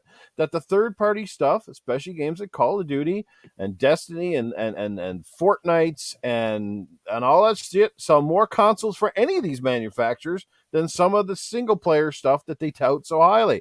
Those games get bought by the hardcore first, and then a lot of people pick them up when the games are on sale down the road. But, you look at the God of War sales are high, but a lot of those are also pack-in sales. They came with the damn console. right? And consoles starting to come. I'm not taking anything away from them. They make phenomenal games, and they deserve way more sales than they get. That's the tragedy. When you're touting you got 120 million consoles in homes, and you still see that there's less than 10% of your ownership owns those titles. Therein lies the point. That's why they know Call of Duty's super important to them, because Call of Duty sells more PlayStations than God of War or Spider-Man or anything that Sony's putting out. And it would be the same thing for Xbox too, right? Same thing. Call of Duty's still going to sell more than Halo. It's called a spade a spade. Oh, I want to speak to that, by the way. There's been this thing going around that Xbox admits that, that Game Pass takes away from sales, and they're basing it on something that Microsoft said in regards to Call of Duty, to one game that it will take away from sales. Didn't they also say that it was within after 12 months? Yeah. Like, what game doesn't diminish in sales after 12 months? Like, give me a break. So yeah, but everybody was latching on to that one little statement they made and taking it out of context. I'm like, stop it, just All right, well, let's get ready to move along. Let's give a shout out again to some of the chat first. We got a couple more small things to talk about here before we get to the end of the show. We may have a very special guest appearance as well. But back from the dead, hanging out with us this morning, Splendiferous is here, the man with the all caps, as well as Gone Mad, and Nate is in the building. What's going on? Our good friend Jago Kukin is in the show, or in the chat, sorry. Nix is here as well. Princess Zelda is hanging out with us this morning, which means she's not hanging out with Titan. That's why he looks so sad. We got Kyle Milo. She's hanging out with Harry Potter. He's Harry got Potter. That's right. Yeah. That's right. Hanging out with Harry Potter, flying that broom. We got General Spartan. Jesse Darby's here as well. Charlie Hustle's in the building. What's going on, Charlie? We had 52 people watching live here earlier. That was fantastic. Thank you guys so much for the love and support. Make sure that you've got that subscribe button hit if you like the content. And if you don't, well, I guess there's nothing I can do for you. But we appreciate you coming out, especially with having Titan and Mag on the show this morning. The numbers are awesome, and it's good to see a positive response here and all that good stuff. So let's talk about one little topic that I didn't really have on the list per se, but it did it's sad news. It's kind of weird news. It depends on how you want to read into it. Shinji Nakami. Is it Nakami? Shinji Nakami is he is basically the director, or been a main focus, or main whatever you call it, his title. I think I had it somewhere in my original notes, but he's leaving Tango Softworks, which is, he's been there 12 years. He's seen some big games, including the Evil Within series, obviously now Ghostwire Tokyo, and just recently as well was on screen to do the launch of the whole Hi-Fi Rush. And now he's leaving the company after 12 years. Like I said, the sad news is he's leaving. He's obviously a very talented and passionate individual who's brought in some fantastic games to the masses. But the timing is kind of weird. Just right after this game, Shadow drops on Xbox, becomes sort of a big hit, and is highly touted and talked about, he steps aside. So I don't want to read into things that aren't there, but what do you guys think about Shinji stepping aside? Let's maybe head up to CoolcatTerri, get her take on it. Is there anything there, Terry? Or is it just the guy just needs to leave, or they didn't say if he's moving on to another company or not? Sounds like just a standard retirement. It might be a retirement. I mean, I really don't have much of an opinion. I mean, veterans in the industry, they jump between studios all the time, so it's not anything new. A lot of them will even leave studios and form their own studio. So it's okay. And honestly, I have no attachment to Tango Gameworks anyway, so I don't really have any input on it. Okay. Is it just bad timing then, though? Because lately, I hate to say it, but lately when it comes to Xbox Studios, it seems to have been like a mass exodus, and people sort of at the top tier. I mean, like I said, it's probably just coincidental timing, but it's still it's going to be one of those looks that obviously people that play one side of the fence more than the other are going to be looking at and going, look, another one bites the dust. You know what I mean? Meg, what's your take on this, brother? He's just packing it in, or what's going on? You know what? Let's put it this way. If he's opening up another studio, that's fine. I mean, that's up to him. But here's the thing. Noof, if you were, just basically taken on by a huge company, probably got a big ass golden parachute, wouldn't you pull it? You know what I mean? If you got all this money, You know, and they obviously gave him a massive bonus, this and that, whatever. And he's probably like, you know what? I think it's time to retire, this and that. Microsoft is probably sitting there like, listen, we'll give you a whatever, couple $1 million retirement package, this and that. We'll hand the studio down to someone younger, obviously like one of his proteges, right? And just walk away, man, and just drink Mai Tais on the beach for the rest of your life. Why wouldn't you? I always wondered why people that are filthy rich just don't do that. Like, man, if that was me, if I had millions, you know why? It's because they can't get enough. Yeah, that's the problem. Plus, if you look at sports athletes, is they spend all their millions, and then they figure out that now because they spent millions, they got to keep the millions rolling in to pay for those expensive toys. No different than us poor folks who, extend our budgets right to the limit, and then all of a sudden you realize that you're going to need 2 or 3 more pay raises because now you've kind of you're at your capita. You know what I mean? It doesn't matter how much you make in this world.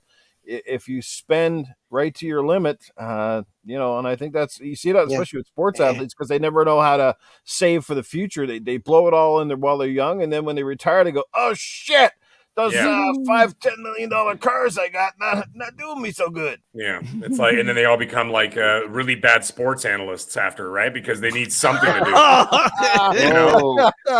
It's hey, man, it's true. The only ones who are smart, like you see the guys who are smart, who invested their money, who didn't spend it. Like look at your Tom Brady's and stuff like that, $500-600 million.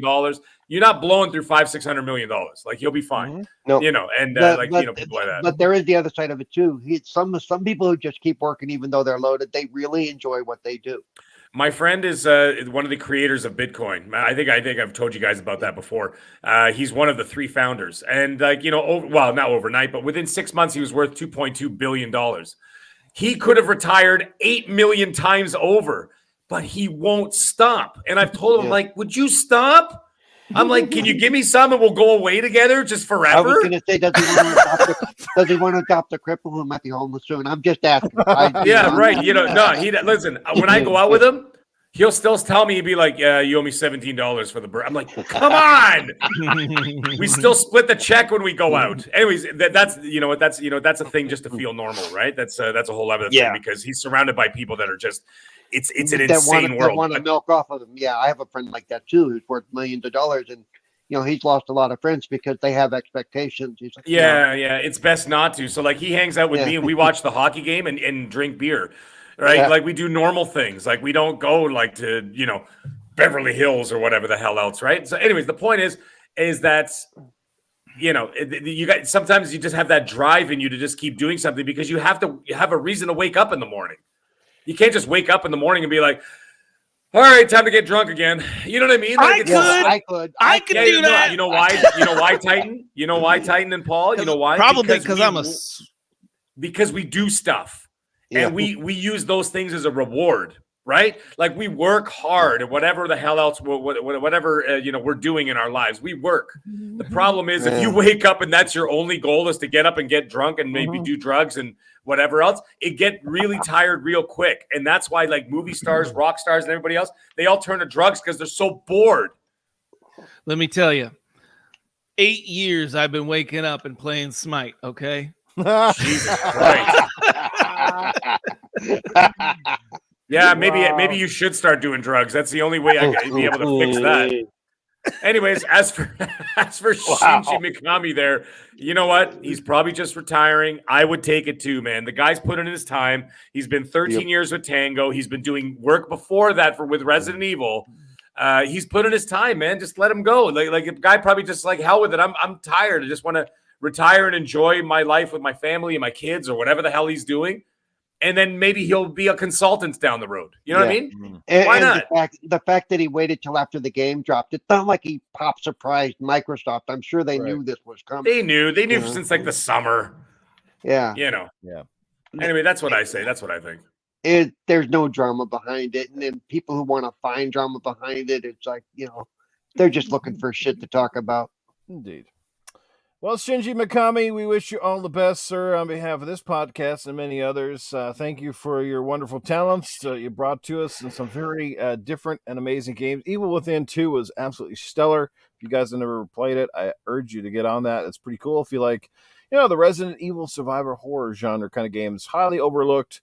A couple of games that he put out there. Ghostwire Tokyo, I'm still playing through that one. That one's okay. A little definitely different. I haven't got that one yet. I haven't checked that one out yet. So yeah. But anyway, yeah. Don't worry, Mag, in just a few minutes. Here's one more, I guess, real quick. And this is a good story. And there's a recent documentary on the studio as well, which I urge you guys to check out over on YouTube. I am talking about Double Fine Productions. And at the recent DICE Awards, Tim Shafer, Tim of Legend, got inducted into the DICE Hall of Fame. So that is a pretty awesome achievement for Tim. Yeah. If you're watching this documentary, you can totally tell that he seems to be one of those most well-grounded people in this industry. A guy who hasn't let his, success kind of get to him. He seems like he's a man about his people in his studio, very passionate, very creative, obviously. And, I was one of those few fans very super happy to see that Psychonauts 2 finally came out. Like that, you can tell they're passionate because they never let it die. As long as it took between the sequels, between the funding and stuff, but they finally got it to work. They had so many great ideas, and I love both of those Psychonauts games. I think they're gems. The second one is just unbelievably good, and if you still haven't played it, what are you waiting for? A great platformer that deserves a lot more credit than it gets. Double Fine, man. Definitely one of the most interesting studios in the game space. How do you guys feel about real quick? Did you see the post he made on Twitter about the other thing he got at the DICE Awards? Actually, I did not know. COVID. So Lord. Well, that's not a way to congratulate the man. Here, but that's what he did. That's what he did. He had fun with it. Oh, shit. Well, he would, right? Tim seems to be that guy who would. How do you guys feel about that? I mean, any Double Fine fans here in the house? Oh, yeah. An eclectic, portfolio work here. Oh my God. Go ahead, CerebralPaul. Sounds like you want to jump in here. Well, I've said, it was my game of the year pick for last year. You know that from our show. For Psychonauts 2 and everything that he did for accessibility, and when they put in the invulnerability God mode and everybody giving him shit, and he's like, nope, that's gonna be in there. He really doesn't give a shit what people say, as far as that kind of criticism. He's gonna do what he wants to do for the right reason. He wanted everybody to go play the game. So we need more of those kind of developers out there. So I think it's well deserved. I wonder how many people are in this DICE Hall of Fame of developers or whatever. Like, is he the first one? Because it's the first time I've heard of it. And like, oh no, they do this every year. They honor people with some of these recognitions, and this Tim Shaver's about 30 years in the business or something now. Yeah, that's cool. I wonder who else is in there. And you said it's DICE, so Vince Zampella needs to be put in there ASAP. Award show, yeah. God of War cleaned up at that, by the way. Oh my God. Well, I think they gave the game of the year, obviously, to Elden Ring, but almost all the other categories are dominated by God of War Ragnarok. Weirdest one was Sports Game of the Year went to Ollie World. I was like, what? I said, that must tell you how bad sports games are getting nowadays when a non-sports title wins the award. Well, when your only options are Madden whatever and NFL and NHL whatever and PGA whatever. Well, that's weird because I liked the last Madden that came out. Just came out on Game Pass, by the way. I started playing it too. I like it too. They made some nice changes finally. I don't know what they did to it, but it feels I don't know, just feels a little bit more random. The movements are really good on it. Yeah. And that's what makes it important for me. Like, the realism factor with football games is like, if you throw it and only like 2 or 3 things are potentially going to happen in the play, that gets old real quick. But if the ball gets tipped randomly every once in a while, or if if the wide receiver kind of drops it in a unique way, like those things add up, and those are the things that they can add. And I think they did some of those things with this one. So that's weird. I also like the fact that the single player, like the face of the franchise stuff, they changed that in a nice way as well. So they've taken good strides in that area. Finally, I'm after all these nominated decades, for after Madden Online, Madden Mobile, and Madden 23. Oh, speaking of like online games, Newf, and we were talking about Call of Duty earlier. I wanted to say, but I forgot. So Warzone has a private match. You could private match Warzone. So I thought that would be really cool to get a community game night on Warzone. Oh, man. hell yeah. You gotta have at least I think it's 40 people at least. Okay. But that would be insane, like a That Twitter. We'd you know, advertise like it for that would probably just a month and hopefully round them up. Yeah. Yeah, that would just be fun, man. Like to be shooting, like whoever you're shooting is someone from Twitter. Like, you know, I'm looking out for HTK. HTK, you're going down, man. Especially Splendiferous. Awesome. If you can get on the Xbox and play some Call of Duty, you're going down, homie. Take my anger out on you. That's right. Titan wants to go down on you. Oh, wait, no, that's not right. You haven't had it right till you played some Smite, something like that. Yeah. Good Once stuff. you've gone Smite, now you know right. Terry, how about you? Oh, God, stop. You seem like the kind of person that would love Double Fine and Tim Shafer. He's made some games that seem like they're right up your alley. I mean, I did enjoy Psychonauts, but I felt the first one was better than the second. Fair enough. You know, so I mean, it was a good game. I recommend everyone plays it, but I didn't see it as amazing as people let on. It just, first one to me was just way better. Was better. I'd like to see that one get remastered. That would be a cool one to get kind of redone and brought back out for the new, especially now with the second one, you know, like a bundle deal or something like that. So, yeah. All right. I wanted to add in for Titan. I looked up this Hall of Fame, and it looks like it started back in '98. And Miyamoto from Nintendo was the first one inducted. There you go. Very Nice. fitting, too. Mm-hmm. There's a man who doesn't miss on games, isn't it? Like, my God. Yeah, he just has that formula. That's insane. He has a formula, creative, but he never really strays away from some of that stuff. There you go. And I understand that we have a very special visitor joining us today. He's been away from the community, I think, for quite a long time. Yes, he has. Yeah, he sounds very familiar. Is that the one Tony Baloney? No, yeah. I finally woke up out of my drunken stupor from last night. Let me tell you something. I was sleeping beautifully beside two dead hookers, and then all of a sudden I hear the word Smite, and all of a sudden it just came alive. That's it. All of a sudden the suit came on, the jacket came on. I kind of felt like Spawn. It was unbelievable. Yes. Anyways, Tony Baloney is here. I got a few things I want to talk about. By the way, CoolcatTerri, you're totally fine. You're off the hook because you've been nothing but nice. Sorry, NewfNukem, you got something to say? I said, well, is it only Titan that brings you out of retirement or what? Well, no. You could bring me out of retirement, but I mean, I was in a stupor and I was asleep, but then I heard the magic word Smite and all of a sudden I woke up. But let me tell you something. Noof, I got to tell you. You got to get, it looks like you lost a lot of weight, okay? This is a good look, but if you want to lose another 180 pounds of useless flesh, kick that tight Drago right off this panel. 240, man, 240. 240. Jesus Christ. 240 is like me plus my wife plus my cats in my hand. What the hell's going on, tight Drago? You gotta calm down.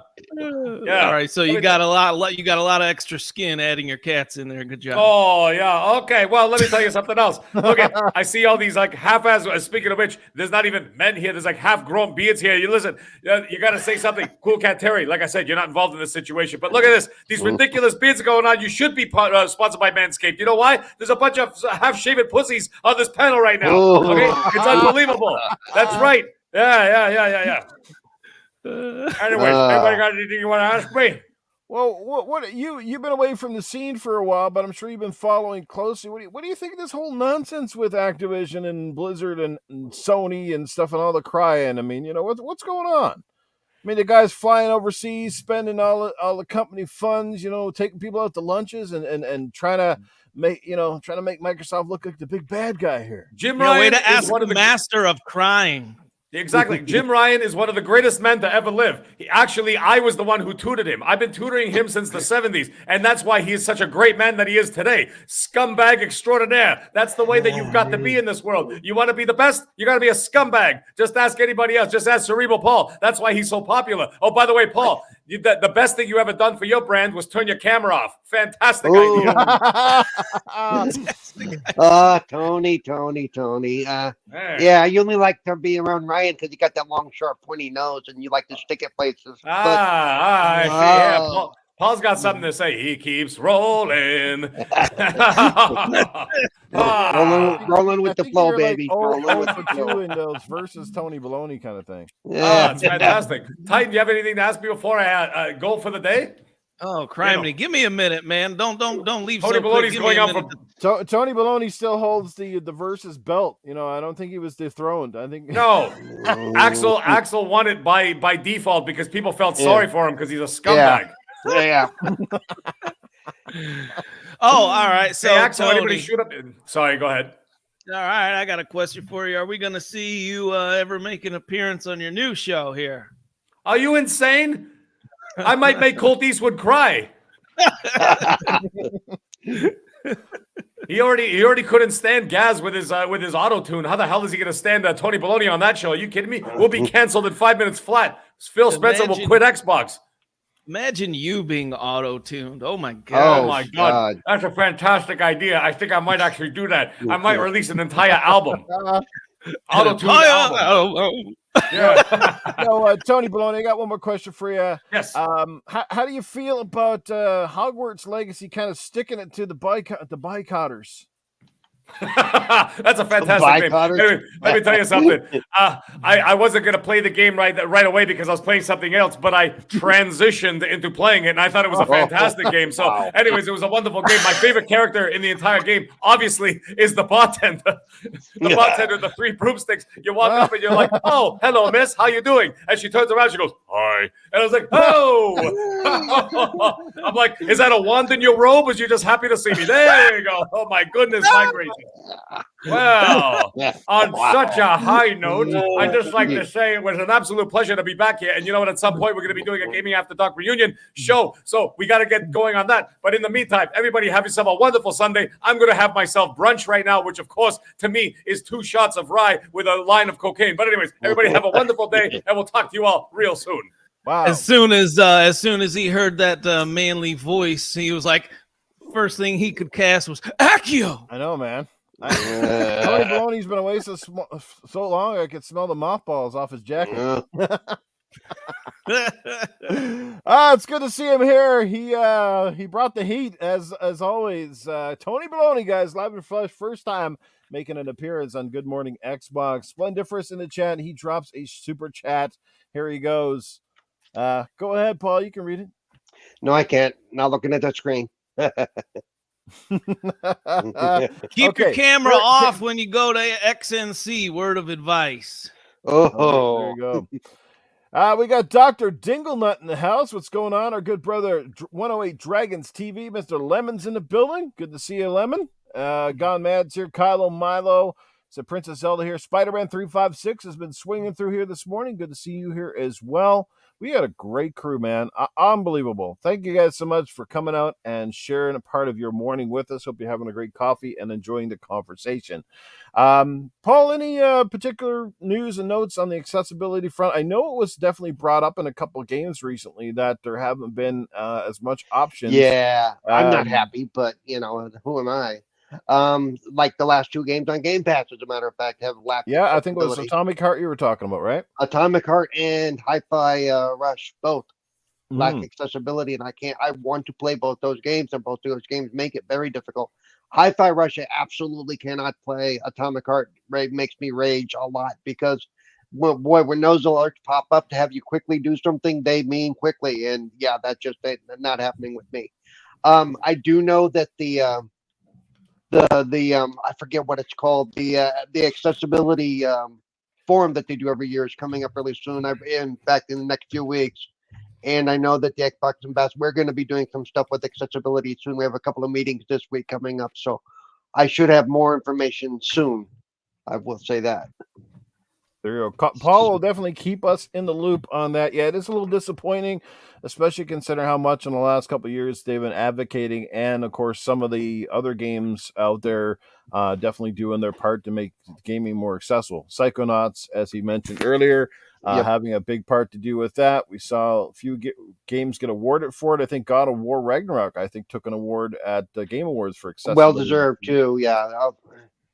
So there are more games leading the charge, but still a ways to go. But guys like Paul will continue to lead the fight, and he will keep us updated as we go along. Speaking of accessibility, Sony, when is Sony launching their controller? Anyway, did they say? I haven't seen a date. It looks. I would love to get my hands on one though. So if anybody has some inside track on that, I would love to get my hands on one because it looks interesting. Yeah, in some ways, depending on how it actually works, it looks like it may be better than the Microsoft one. Yes, I said that out loud. Depending on how it works. Hey, we got a new viewer in the chat. At least I've never seen him before. Sonic Ring X, what's going on? Yes, what is up? Glad you could be here. Awesome. Probably $300. Yeah, it could be. The way prices are climbing in the opposite direction lately. It's just craziness. You guys think some of those prices will come back down, or you think they're just kind of staying where they're at? Nope, that's the new norm. Once they go up, they never come back down. Nope, that's right. It is. It's interesting because, like I said, I work in the retail business, and we're starting to see now that the biking industry is coming back down because they were inflated so bad. So this year we're gonna have a glut of inventory where we had nothing pretty much last year. And I was gonna say, Noof, I didn't know they considered hookers retail, but whatever. The thing is, like, something's got to give sometime. Well, look at food. Like food goes up, it goes up and down and up and down and up and down. Yeah. The other thing is too, like for example, like what Noof was talking about with like something like this more tangible, like let's say a bike. Those are probably models that were made during COVID. Mm-hmm. Right? I mean, the framework and everything else, it probably are all made. They're probably just sitting around, like cars, for example. They say, don't buy cars for the next 2 years.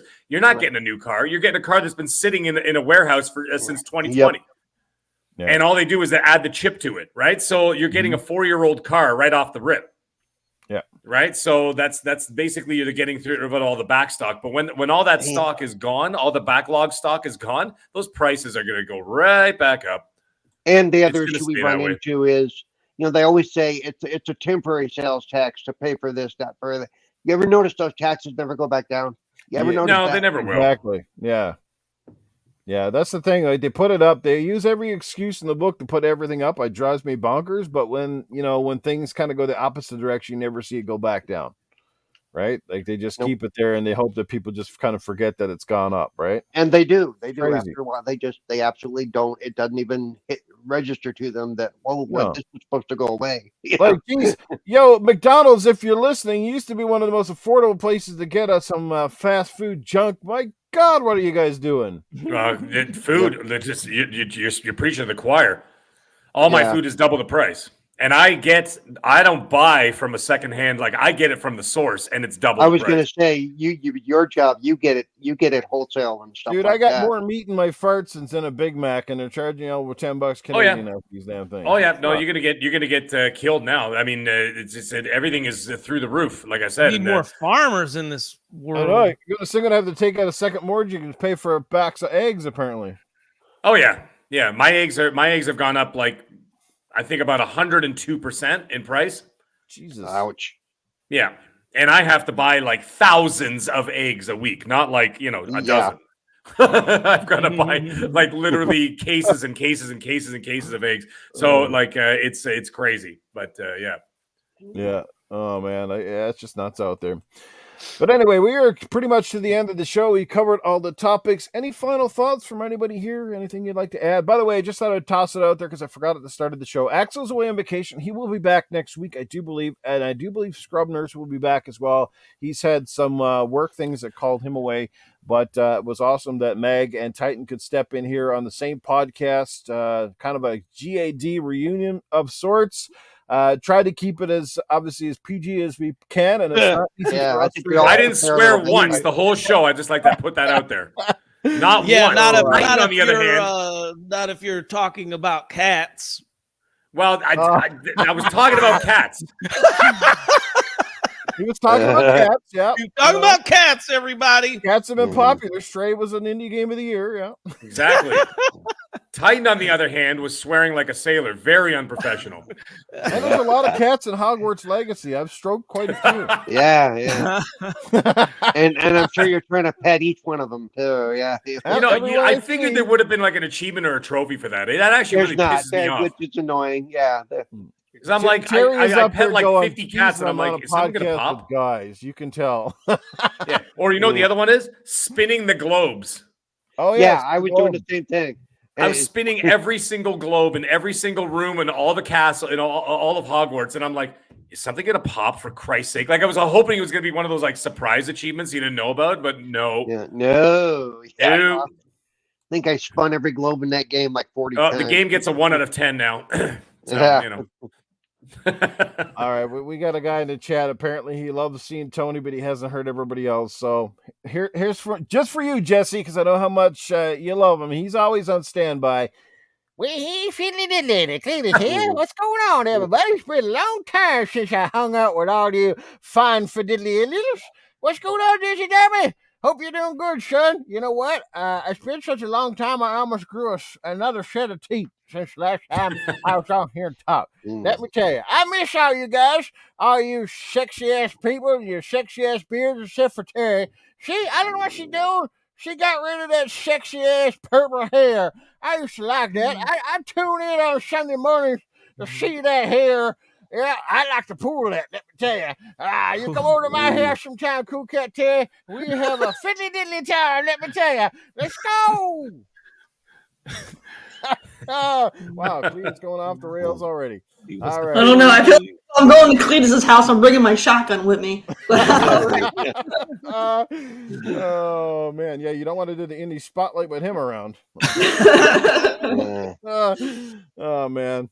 Great stuff. Good to be here. Great podcast again this morning. Let's get ready to wrap it up, and let's let everybody get out of here. Just so you know, you can stay in the room. I just bounce everyone from the screen as I do the outros, so don't take off. I'd like to just chat with some of you just before this is over.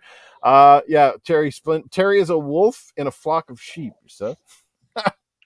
Cletus, how's the wife, cousin, sister doing? Well, probably all in the same bed, I'm sure. Alrighty, let's close the show and let's start with our amazing guests, Titan and Drago. It's a pleasure to have you here, my brother. Hope all is well with you and Princess Zelda, and look forward to getting you back on a podcast in the near future. Let people know where they can at least say hello to you or check out anything you've got coming up. Yeah, I haven't been able to do too many of these shows, but I am pretty active on Twitter at Titan Drago, so you can always either DM me there or send me a message, tag me, whatever. I usually respond. But I like Splend, man, you ate your trash talk cereal this morning with some beef jerky, but you come do that around some Call of Duty, you're gonna get smoked, my friend. I am on the most winningest streak probably of recent memory. Call of Duty, I was playing with Punk, who was in the chat tonight, and Shane. Today, this morning. It's not tonight. Come on. Yeah, right. And we won 5 in a row of the Resurgence. So there is no nuke in Resurgence, because if you win 5 in a row in the normal battle royale, you can have that nuke mission. But so we found that out. No nuke mission in the Resurgence, which was kind of frustrating. But yeah, I've been winning on that. I've been all the gamers I play games with here.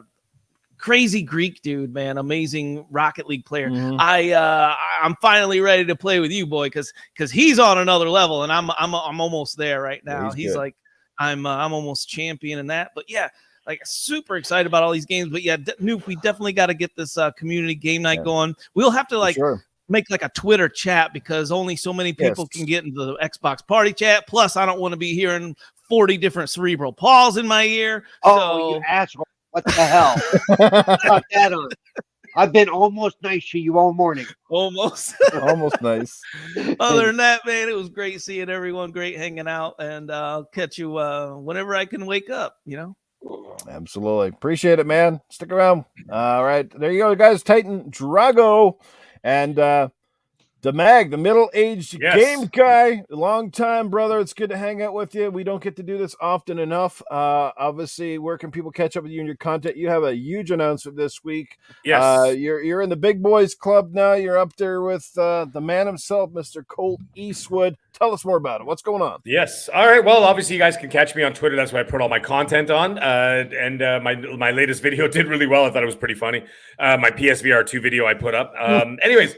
Yes, you can catch me every Wednesday, obviously, with Mr. Boomstick XL on Primetime Gaming, and of course, my newest announcement, the big one, is is March 13th. I'm going to be the co-host on the XNC podcast with Colt Eastwood. So we are going to be doing some big stuff. We got some big things coming up. We're doing some big things in LA this year for during E3.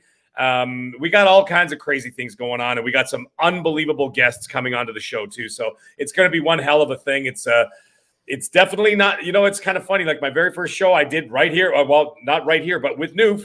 And I messaged him one day and dude, I just want to try this. I just want to give it a shot. I'm scared to death, but let me try it. And Newf was the only person who gave me that shot. And then from Newf, Mr. Boomstick happened to be listening to that show. He called me up and he says, dude, I need you on my show. And then all of a sudden, fast forward a couple years later, and now I got one of the biggest YouTubers on the Xbox YouTubers on the planet calls me up and says, I need you. So I'm just like, here we are. But anyways, it's fantastic. Been one hell of a journey. And no, I'm not one of those guys to be like, oh, I'm too good for this and too good for that. Absolutely ridiculous. Never forget anybody. And thanks a lot, Splendiferous, you scumbag. I'm still gonna be shit talking people in the chat. So anyways. Point is, having a great time. Come check us out. Come check out Newf and his shows, and everybody else. Follow their content and support everybody, because you know what? We're all family in this game, right? So, anyways, it's been an awesome time. Been an awesome day. Everybody have a great day. Enjoy your Sunday, fun day, and we'll talk to you guys real soon. Awesome. Stick around, Mag. Got a couple questions to ask you after we close Sure. the show. All right, there you go, guys. Mag. Go check them out. Like I said, it's going to be on XNC real soon. If you're not familiar, you should time to get acquainted. If you like great podcasters and good Xbox content from people that certainly have an inside track to the industry, Colt is definitely one of those guys for sure, and he's just a good guy in general. Speaking of good people, CoolcatTerri, let us know where we can catch up with you next, what you got going down. What's underneath the hood? That should be a great podcast name for you. Underneath the hood. Underneath the hood. Yeah, what's happening? All right. Well, speaking of that, I just dropped my video on Saturdays. I drop a video on my car channel on YouTube, and I just did the transmission change over there, so you can go check that out. That's Coolcat's Alley on YouTube. Otherwise, if you go to CoolcatTerri on YouTube, that would be my gaming YouTube channel. And then I also have a Twitch. I haven't been active on Twitch. I'm waiting for the right game to come out. I did 7 years on Twitch, and it's just So I've just been waiting for the right game to make my comeback. But otherwise, you can go check that stuff out. Coolcat_Terri is my account for Twitter. So you can go over there if you want to, stay in the know for indie games. I do a lot of sharing of indie stuff over there. So you can check that out. And then my Instagram as well. If you want to, just get, quick little bits of what I'm doing in real life, you can get that over there. There you go, guys. Go check out CoolcatTerri and come back here each and every week for another fantastic indie spotlight, as always. All right, and speaking of spotlights, let's put it on the man himself, CerebralPaul. And Paul, by the way, like I said, we know that you've had a rough go the last couple of years, and again, some tough times ahead. If you'd like to share out where people can help in your plight, please do so right now, guys. If you can spare a dime, and most important, spare the word. Even if you can't afford to, to donate to this man, at least put it out there, because all of us together as a community, if enough people see what's happening, then maybe, like I said, he hits his target goal. Let me just say that I'm not necessarily comfortable doing this, but I'm doing this because I have to. Okay, that's one of those things. That's the only reason I asked you, brother. I know nobody likes being in this position, I'm sure, but so give me a second. I will drop the link in the chat. But yeah, I'm in a situation where I need to not dire right now move, but it could come up any minute now. So I get all my ducks in a row, as it were. So let me actually get a link here. And if you follow me on Twitter, it's my pinned tweet as well. CerebralPaul1. Twitch, you can follow me at CerebralPaul. I also have a show on the Xbox Ambassador channel called Gaming Differently with CerebralPaul every Monday morning, 10 a.m. Pacific, 1 p.m. Eastern. And then on Tuesdays, I am one of the Retro Renegades. On Wednesdays, I am one of the backlog bastards. On Thursdays, what am I doing? Oh, I have 4GQ TV. I'm a busy person. All these little small shows, though, because Colt won't have me on his show. Don't know why. But whatever. Anyway, so yeah, and then the link will be in the chat. It is a GoFundMe. I have raised. I need 5,000 because I'm disabled. When I move, it's harder for me to move, pack things up, and do what I need to do. Plus, I need money for first, last, and all that other crap, and any deposits. And so that's what that's all about. Where's the share button? Where the hell is the share button? There it is. And so give me just a second. I will drop in the chat. No so problem. that's what that's all about. And it's because I want to get to a place where I can actually, on my very limited government income, live on my own and not to be dependent on living with other people or depending on them to, I have a room that I need to be on my own and dependent on myself so that this kind of thing doesn't happen again. Because I'm getting too old for this, to be blunt. Absolutely. Unexpected to say the least, right? You just had to make one move already, and here you are, but not even a year later, and having to potentially move again. That's kind of really sucky. Yep. So there we go. There's you can't help, right? So yeah, if you can help. I post. I repost it every few days because I know different people get paid on different days and stuff. And hey, I'm not stupid. If I hit them on payday, they might have some money. Yeah, you still got some time. Just remember the next time you have a little bonus or a little extra rolls into the wallet. Maybe you can put a couple bucks his way. That's right. All right. Well, thanks again, Paul, for being there. Yep. Awesome show as always. Again, we look forward to you back again next week, and we look forward to having our regular panel back. Who will be our guest next week? Actually, what's the date for next week? Is that March 5th? It is the 5th. Yes. Okay, so I just want to announce, because I wasn't thinking it was that early already, but on March 5th next week, our special guest will be the other side of the boom, Mr. Boomstick XL. He will be joining us next Sunday. Yes, Mr. Boomstick XL will be on Good Morning Xbox next Sunday. You don't want to miss it. It's always an honor to get him to come on and take time out of his day, but he did commit to March the 5th. Hopefully we got some good topics, and hopefully as well our panel will be back in the fold. But again, it was awesome having Titan and Mag here today, as always, and look forward to having them back in the future. But until then, everybody, you guys have yourself a fantastic Sunday. Get back to going playing some games, and we will definitely see you all soon. So again, thank you so much for being here. The love and support's appreciated. All the shares, the likes, subscriptions. Leave a comment whether you like the show or you hate the show. I can't improve without the negative feedback sometimes as well, as long as you're not one of the trolls and just doing it for the craps and the giggles. So, but anyway, it is what it is. Let's rock and roll. Let's get out of here. Have a great Sunday, everybody.